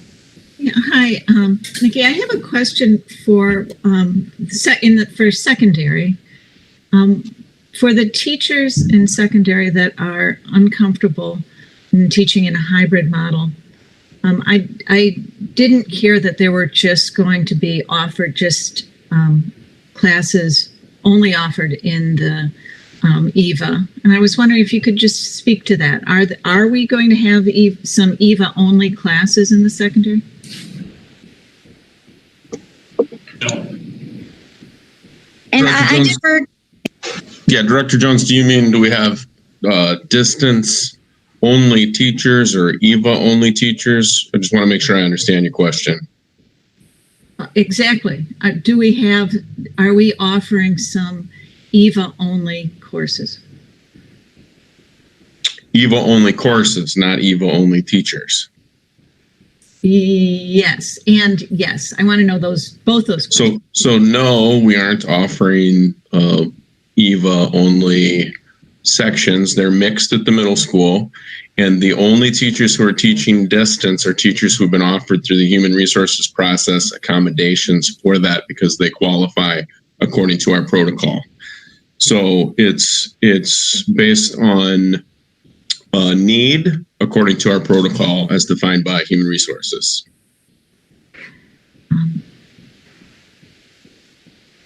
And so as I'm picturing how this is going to work, so what is the experience for the hybrid student with a teacher teaching distance? Can I answer that question? So what is the experience? Well, we are in the process of making sure that that's designed, but I wouldn't contradict anything that Principal Beaton said earlier as he characterized the model. So I wouldn't restate all of those dynamics, but it is the case that in some learning spaces, the student would be present, a paraprofessional or other adult would be with them to guide and support their learning, but that the teacher remains the primary instructional agent in that process. But that's an exception, not a rule. So would we expect that the experience for hybrid students, even with a teacher teaching remotely, would be the same or different than what would be expected? Well, nothing this year respectfully is the same as what we're used to, but we will work very hard to have it be experienced as a very like experience. So, Mick, maybe I can help explain. So, if I have Tim Anderson as my teacher, okay, and Dr. Anderson is my teacher, and he has received an accommodation to teach from home. Dr. Anderson is a social studies teacher by trade, like I am. And if a student could potentially have Dr. Anderson as one of his teachers at the high school, and that course would be a fully online class. But we still would have the same expectation as we do for synchronous learning, whether that student is coming in face-to-face for 2 days or working online with Dr. Anderson and having at least 2 opportunities for synchronous learning per week. So that would be the same. The only challenge for us is supervision.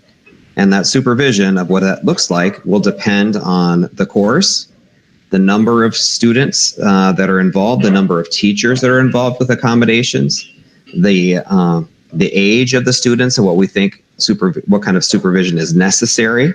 So that's the complex part of this.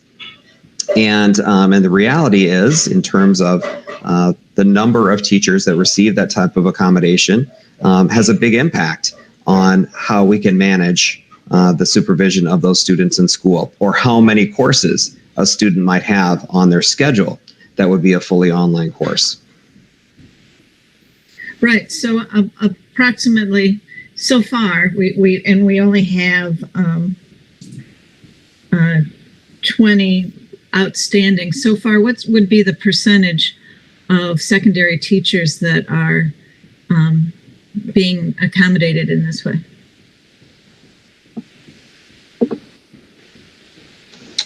Well, at Southview, it's 4 out of 75. So that's a small percentage. Right. I'm going to defer to Nikki on this one. You know, I want to be careful because in this conversation, we may be disclosing inadvertently private personnel information. And so I just want to be cautious that not everybody who is teaching in a virtual world is being accommodated, because those we wouldn't want to necessarily correlate. So I'm just cautious on giving specific numbers on how, I mean, if in aggregate, when we're finished with this process, the board would like that number, but I think using, 10%, less than 10% is probably a fair assessment in most of the buildings, and most of the secondary buildings. But like I said, I want to be very cautious to correlate teaching remotely or teaching virtually with an accommodation, just because I do believe in our employees' private personnel component of things. Thank you. I appreciate that, Nikki.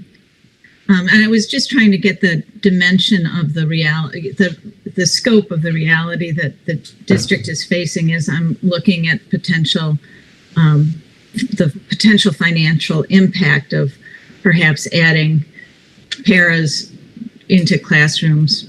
And so I'm just wondering, when I'm hearing this, if it's all about that much, then are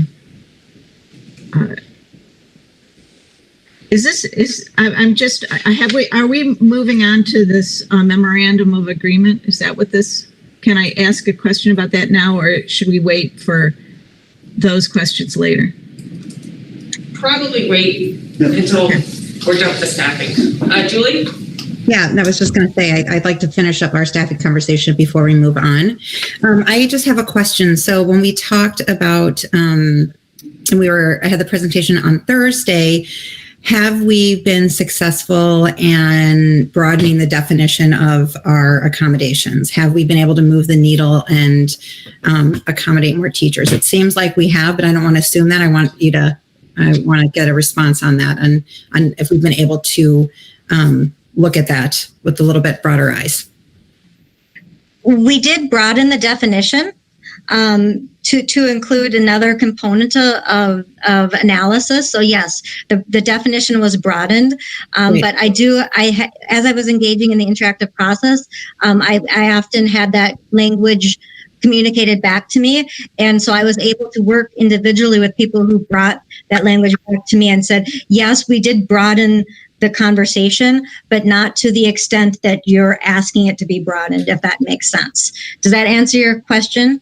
So maybe I need a little bit more clarification on that. So let me just make sure I understand this correctly. So in some cases, we were able to broaden it, but not enough that was the point that the teacher was looking for those accommodations to be broadened. Is that correct? Yeah, that is the understanding. Yes, Julie. Okay. But in some cases, we were able to broaden it and meet the expectations of teachers. Exactly. Okay. Thanks. So can I ask two questions? One is, if I'm a teacher working in a classroom and I have a specific accommodation for making the classroom environment more safe, let's say I want plexiglass or a specific type of mask, would I go through HR or would I go through building and grounds, or how do I accomplish getting that accommodation? That's a great question, and I'm so glad you asked it. It depends, because some people are asking for the accommodation because of a medical condition they have, and that would be through HR. Although some of those PPE components are already at the buildings and they're being distributed. So if they're available there and they don't need to go through us to get that, then that's one thing. But I do have people coming to me who have no reason except want for materials, and that would be a better conversation with the building principal if it's truly just a desire and not based on some condition that the employee has. But yes, I am getting both, and I'm bring people to the right place if they aren't asking the question of the right person.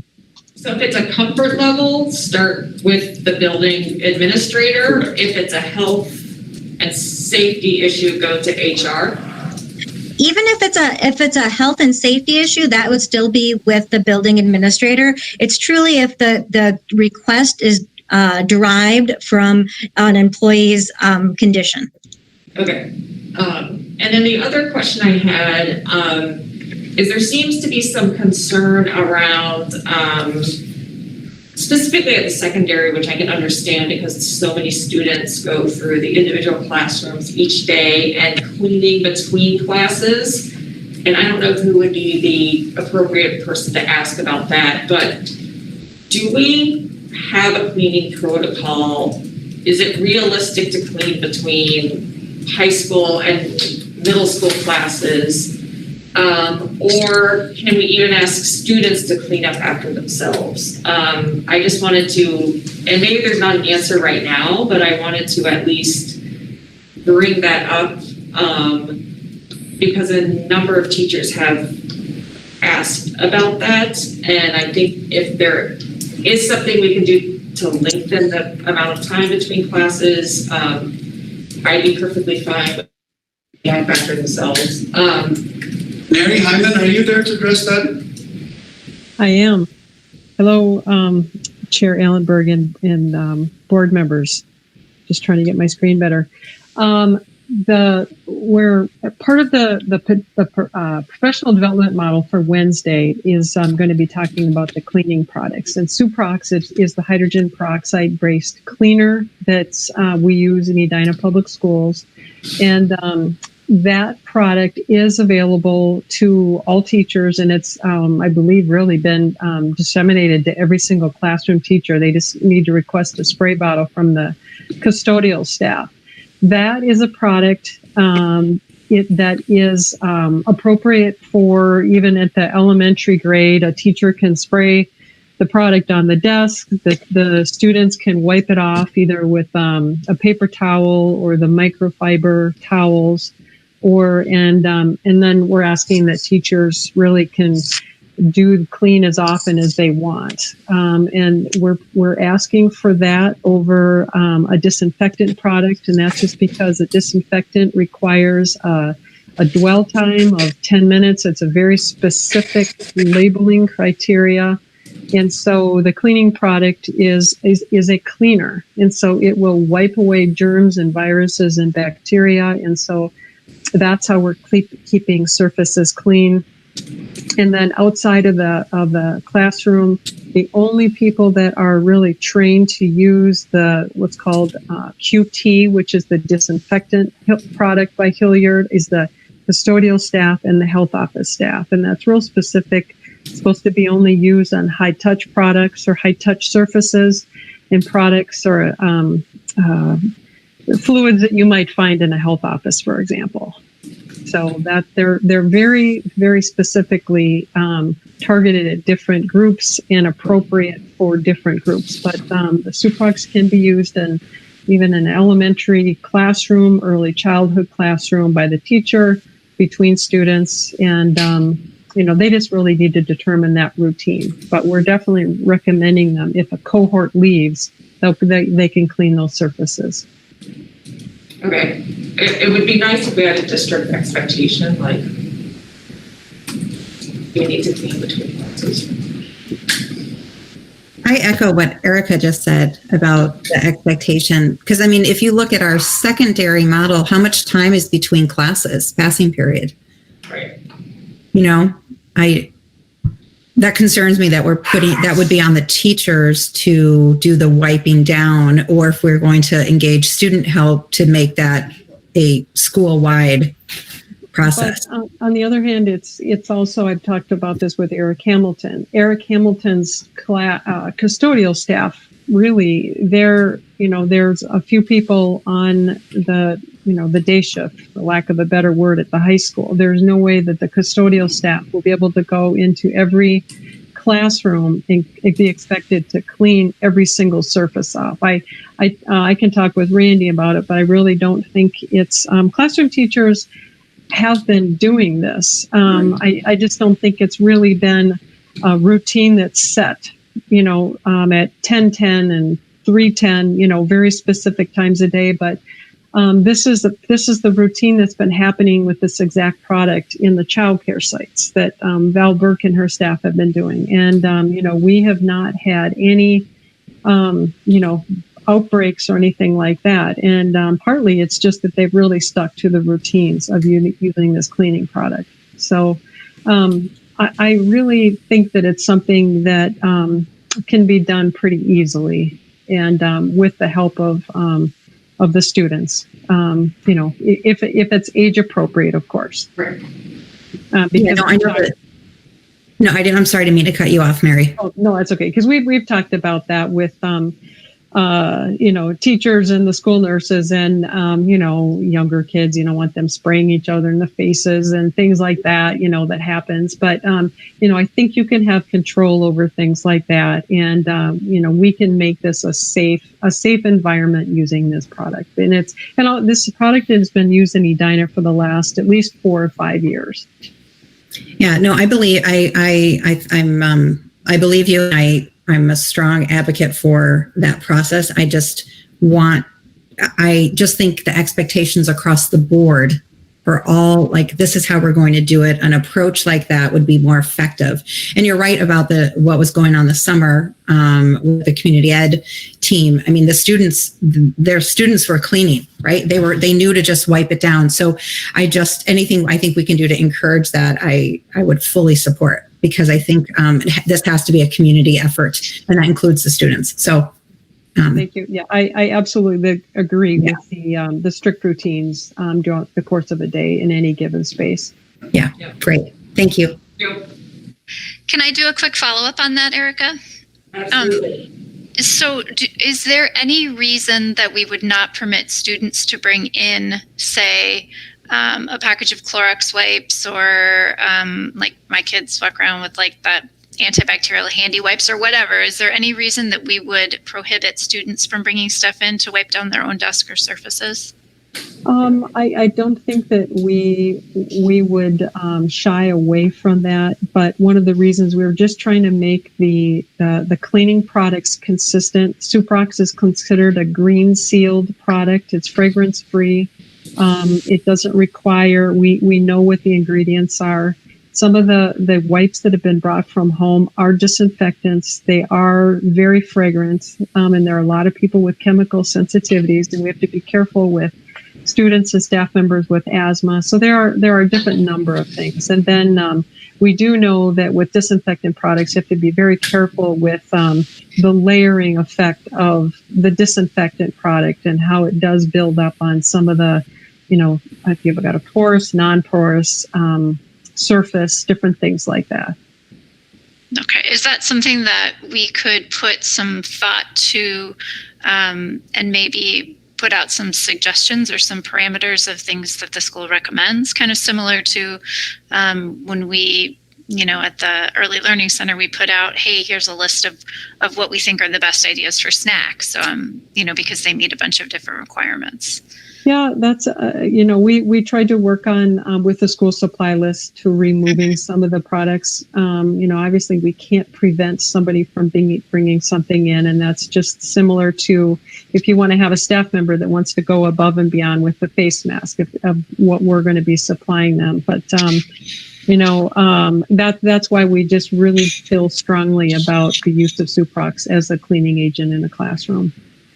So, but yeah, Janie, we can certainly look at that. Okay. Thank you, Mary. Sure. Okay. Okay.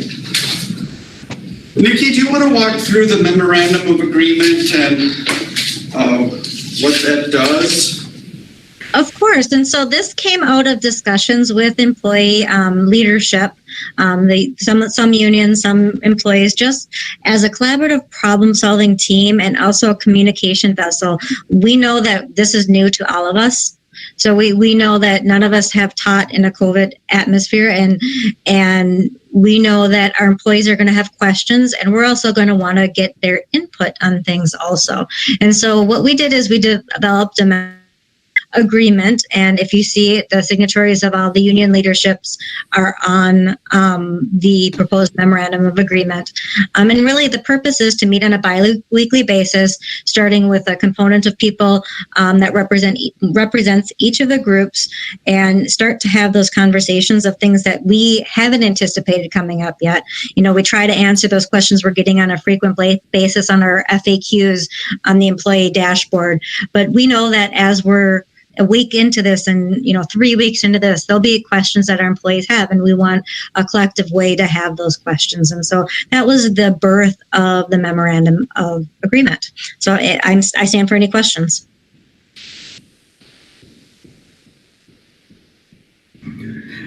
It sounds like a great way to get a lot of bargaining groups together to cross-pollinate, share ideas as things are evolving, and be quick and responsive on their feet.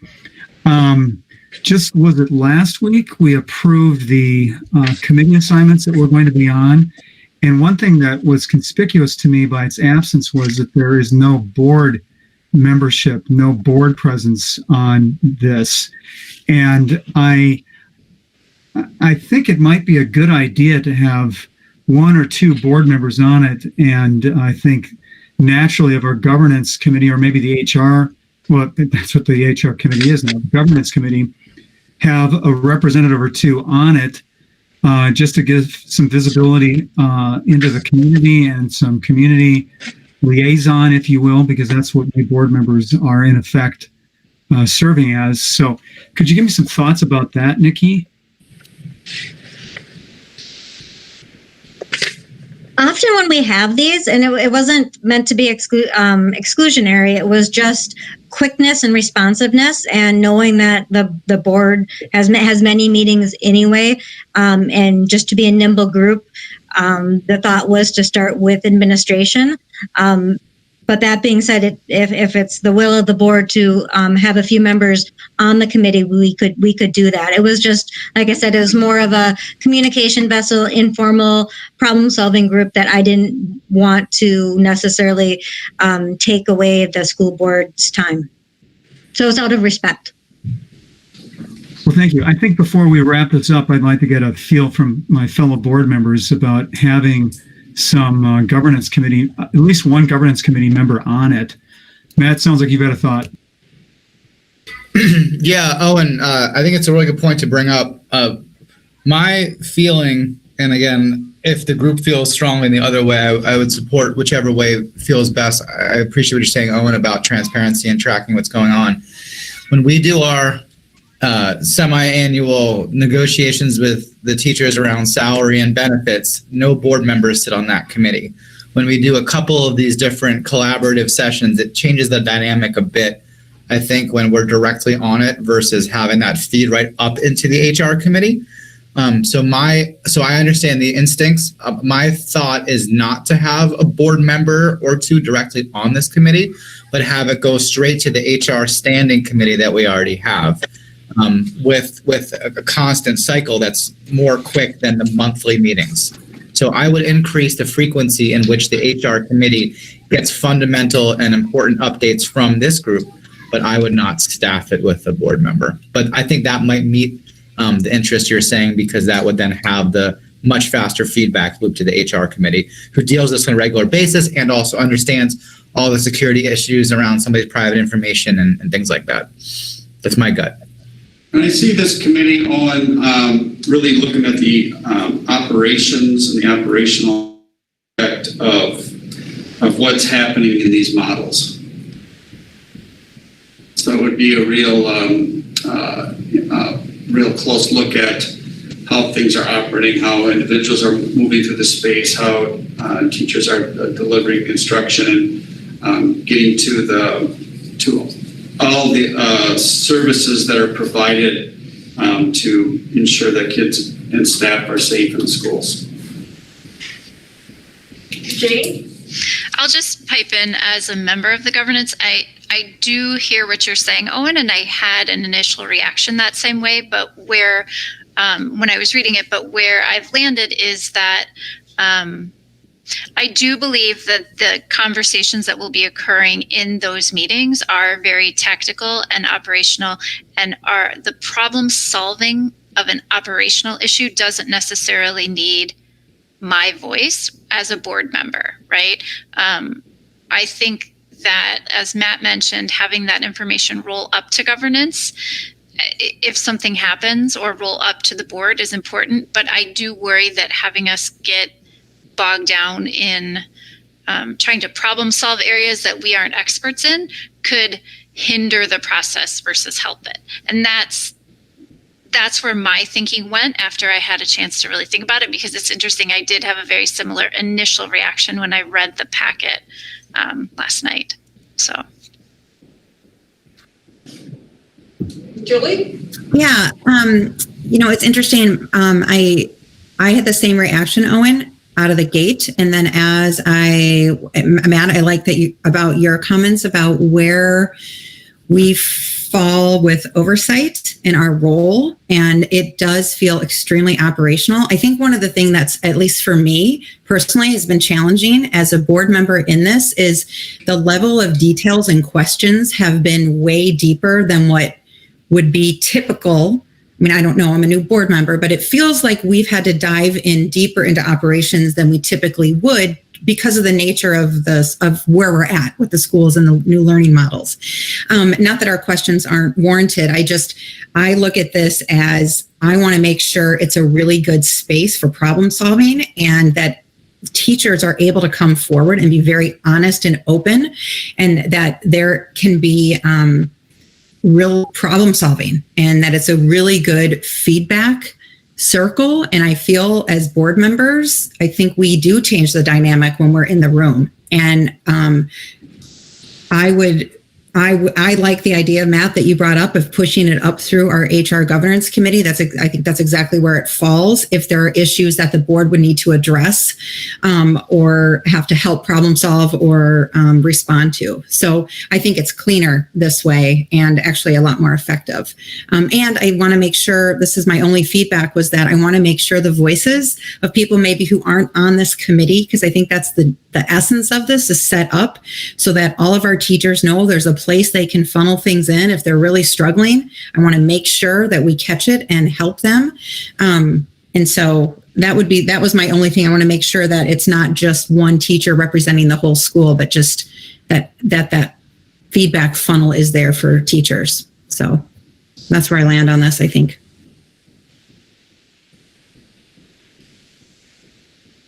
Are there any other comments on this before we move to approve this? Yeah, I have a question. Yep. Isn't there already a mechanism for this type of discussion? I don't know. At this point, I'm not aware of any joint labor management committees, but I am only a month and a half into this. I mean, there are committees between us and the teachers, but this is one that's between all employee groups, and that's what makes it unique and unusual. And you're recommending that this is unnecessary? Yes, I am. Okay. And I'm just wondering, as I look at this,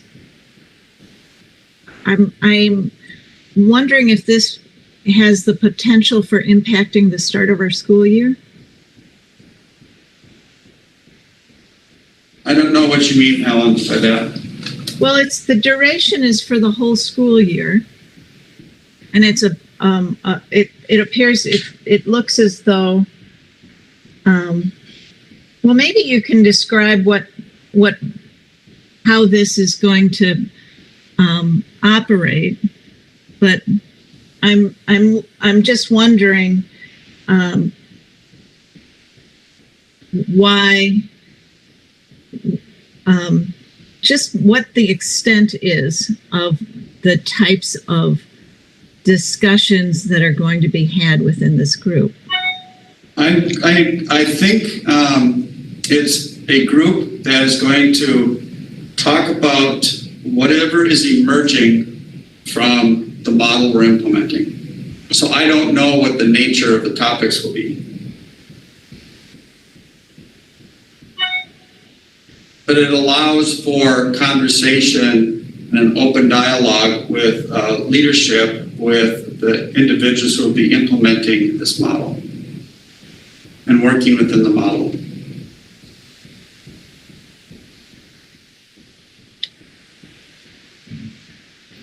Okay, because I see, so it's going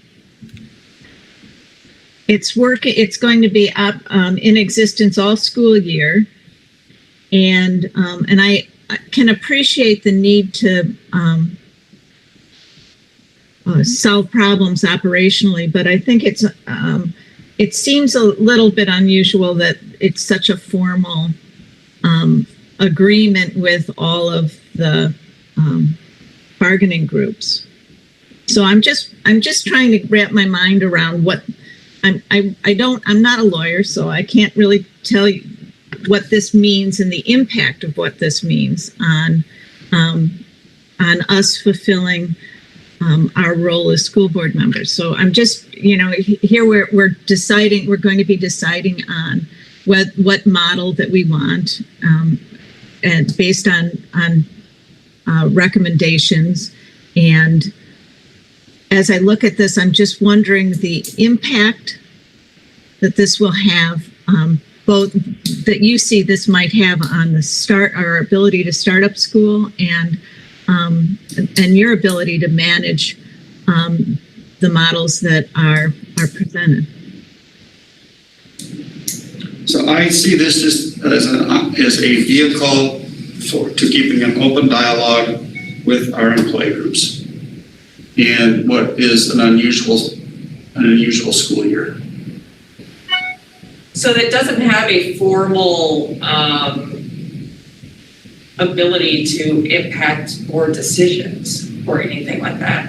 It's a structure being put in place so these units can dialogue with each other. But there's no formal decision-making ability to impact anything that we've done.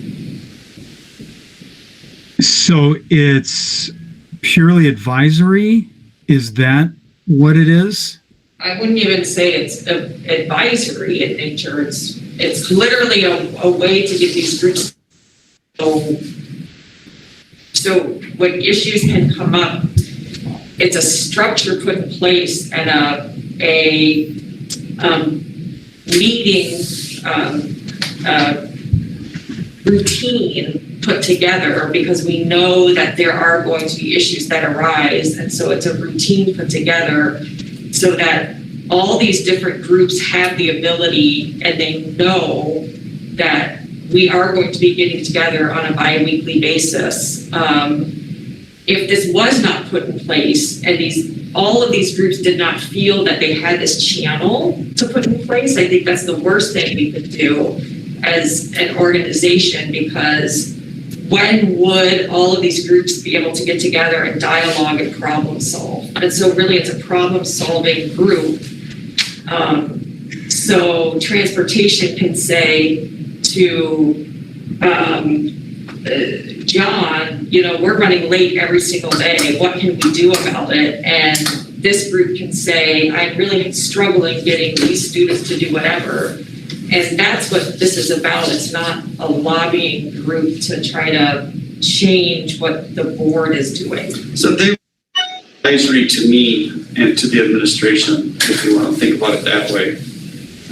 And then I would, if there are need for resources or changes in policy, then we would enter into the changes in policies and the need for resources like we always do.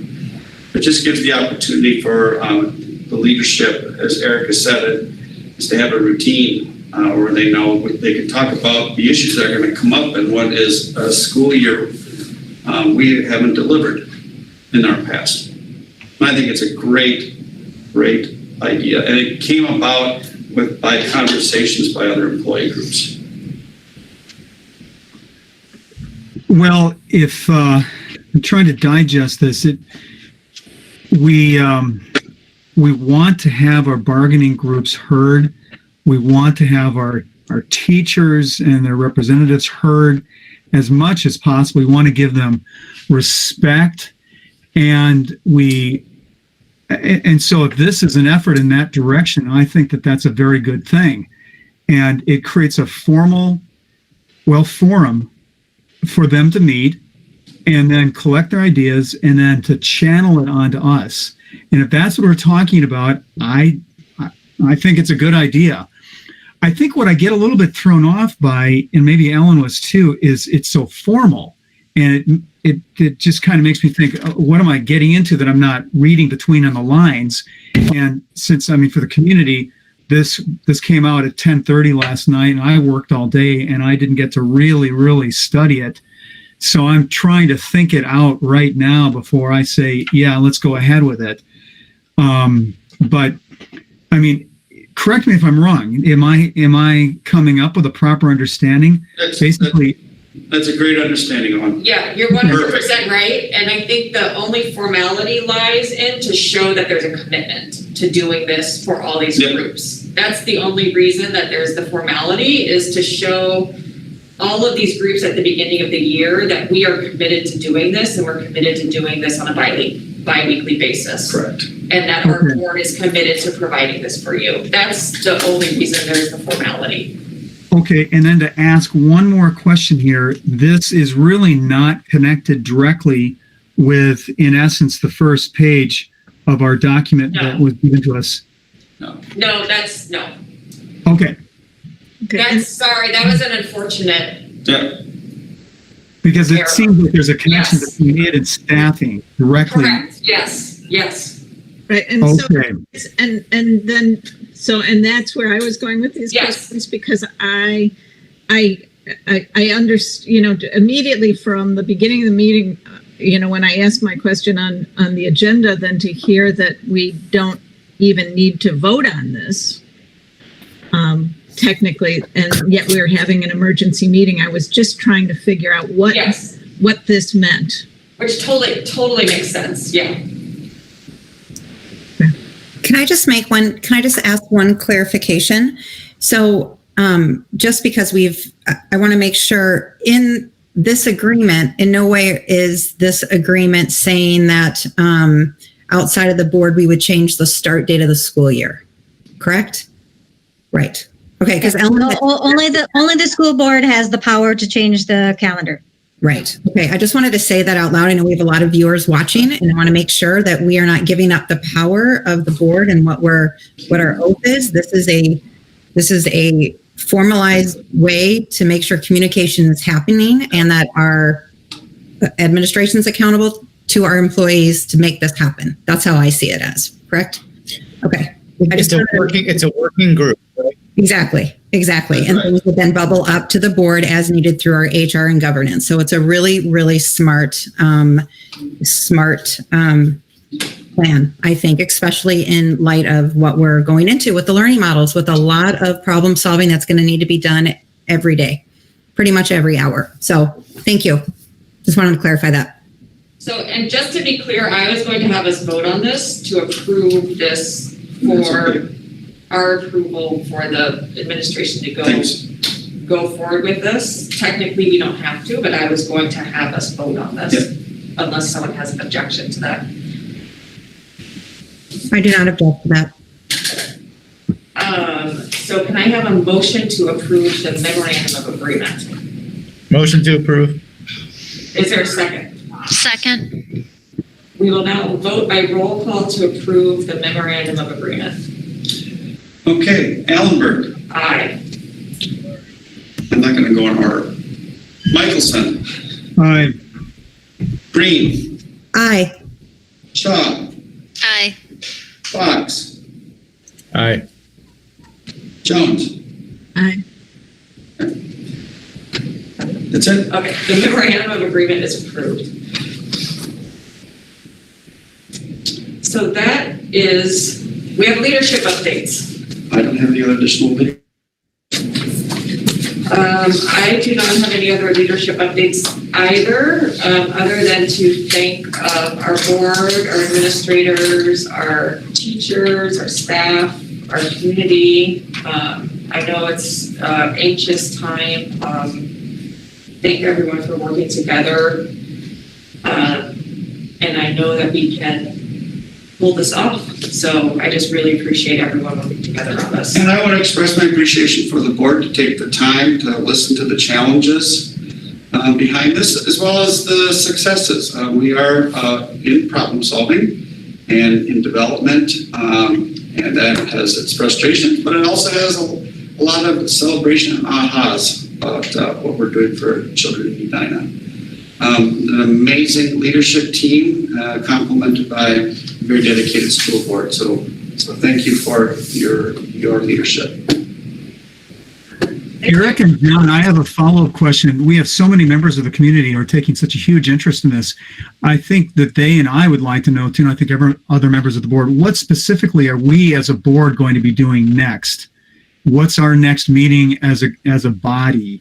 Are we kind of leaving that fast and loose? We're going to have another spontaneous meeting. Maybe, are we likely to have another meeting next week that will be short notice, or should we be prepared for that? Should the community be prepared for that?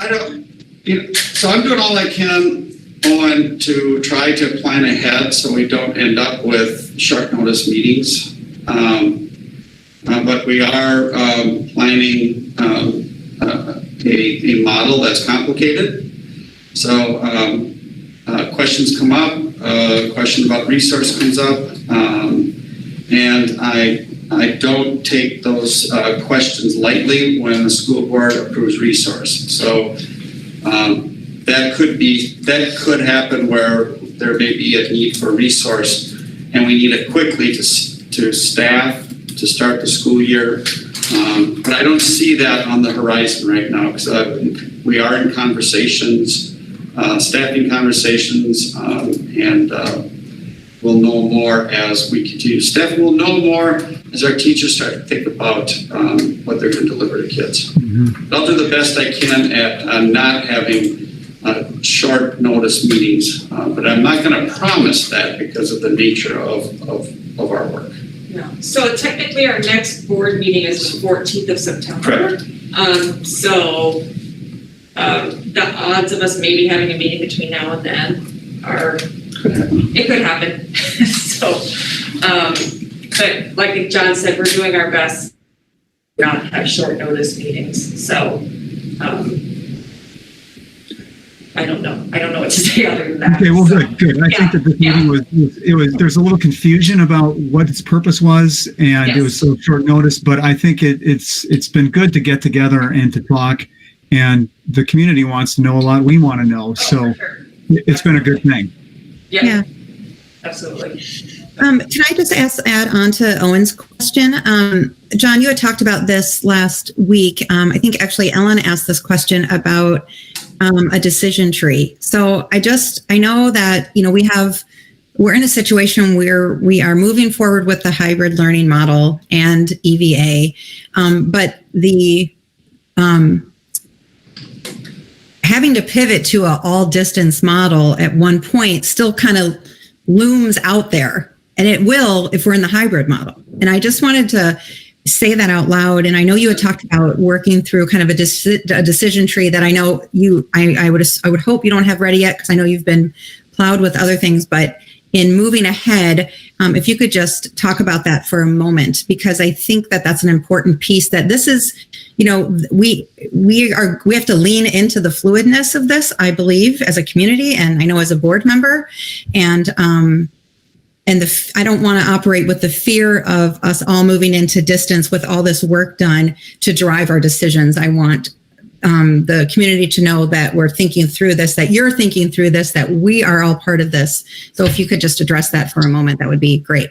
So we will watch the Department of Health numbers around the infections or the cases per 10,000 in Hennepin County. We will also continue to listen to the Department of Education.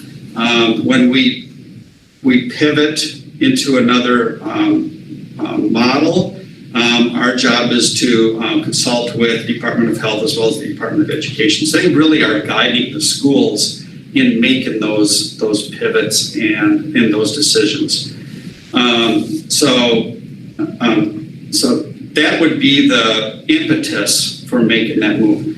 And also the governor's order, I don't know the number of days, but it does give days for teachers and staff to make the pivot, to work and plan for that pivot. But we do need the Department of Ed approval of that. So that would be the impetus for that. And as a leadership team, we will begin to think about how do we pivot to distance, and we also need to think about how do we pivot to in-person. So as we watch the numbers, so those are all things we still have to plan. But right now we're in startup mode for the beginning of the school year. But we'll get to that that decision making that goes along with pivoting to either one of those models. Excellent. Thank you so much for explaining that. Okay. Erica, could I ask a quick question? Sure. And I hope it's okay that I've thought a lot in the past few days about this, and I'm wondering if we could put it out there to revisit a conversation with our ad hoc communications team, or maybe a part of the board. I think that there is, like Julie said, a lot of uncertainty that we still have ahead of us. And I think that parents are feeling some uncertainty, some anxiousness about all of this. And my heart breaks for the parents and community members this weekend who kind of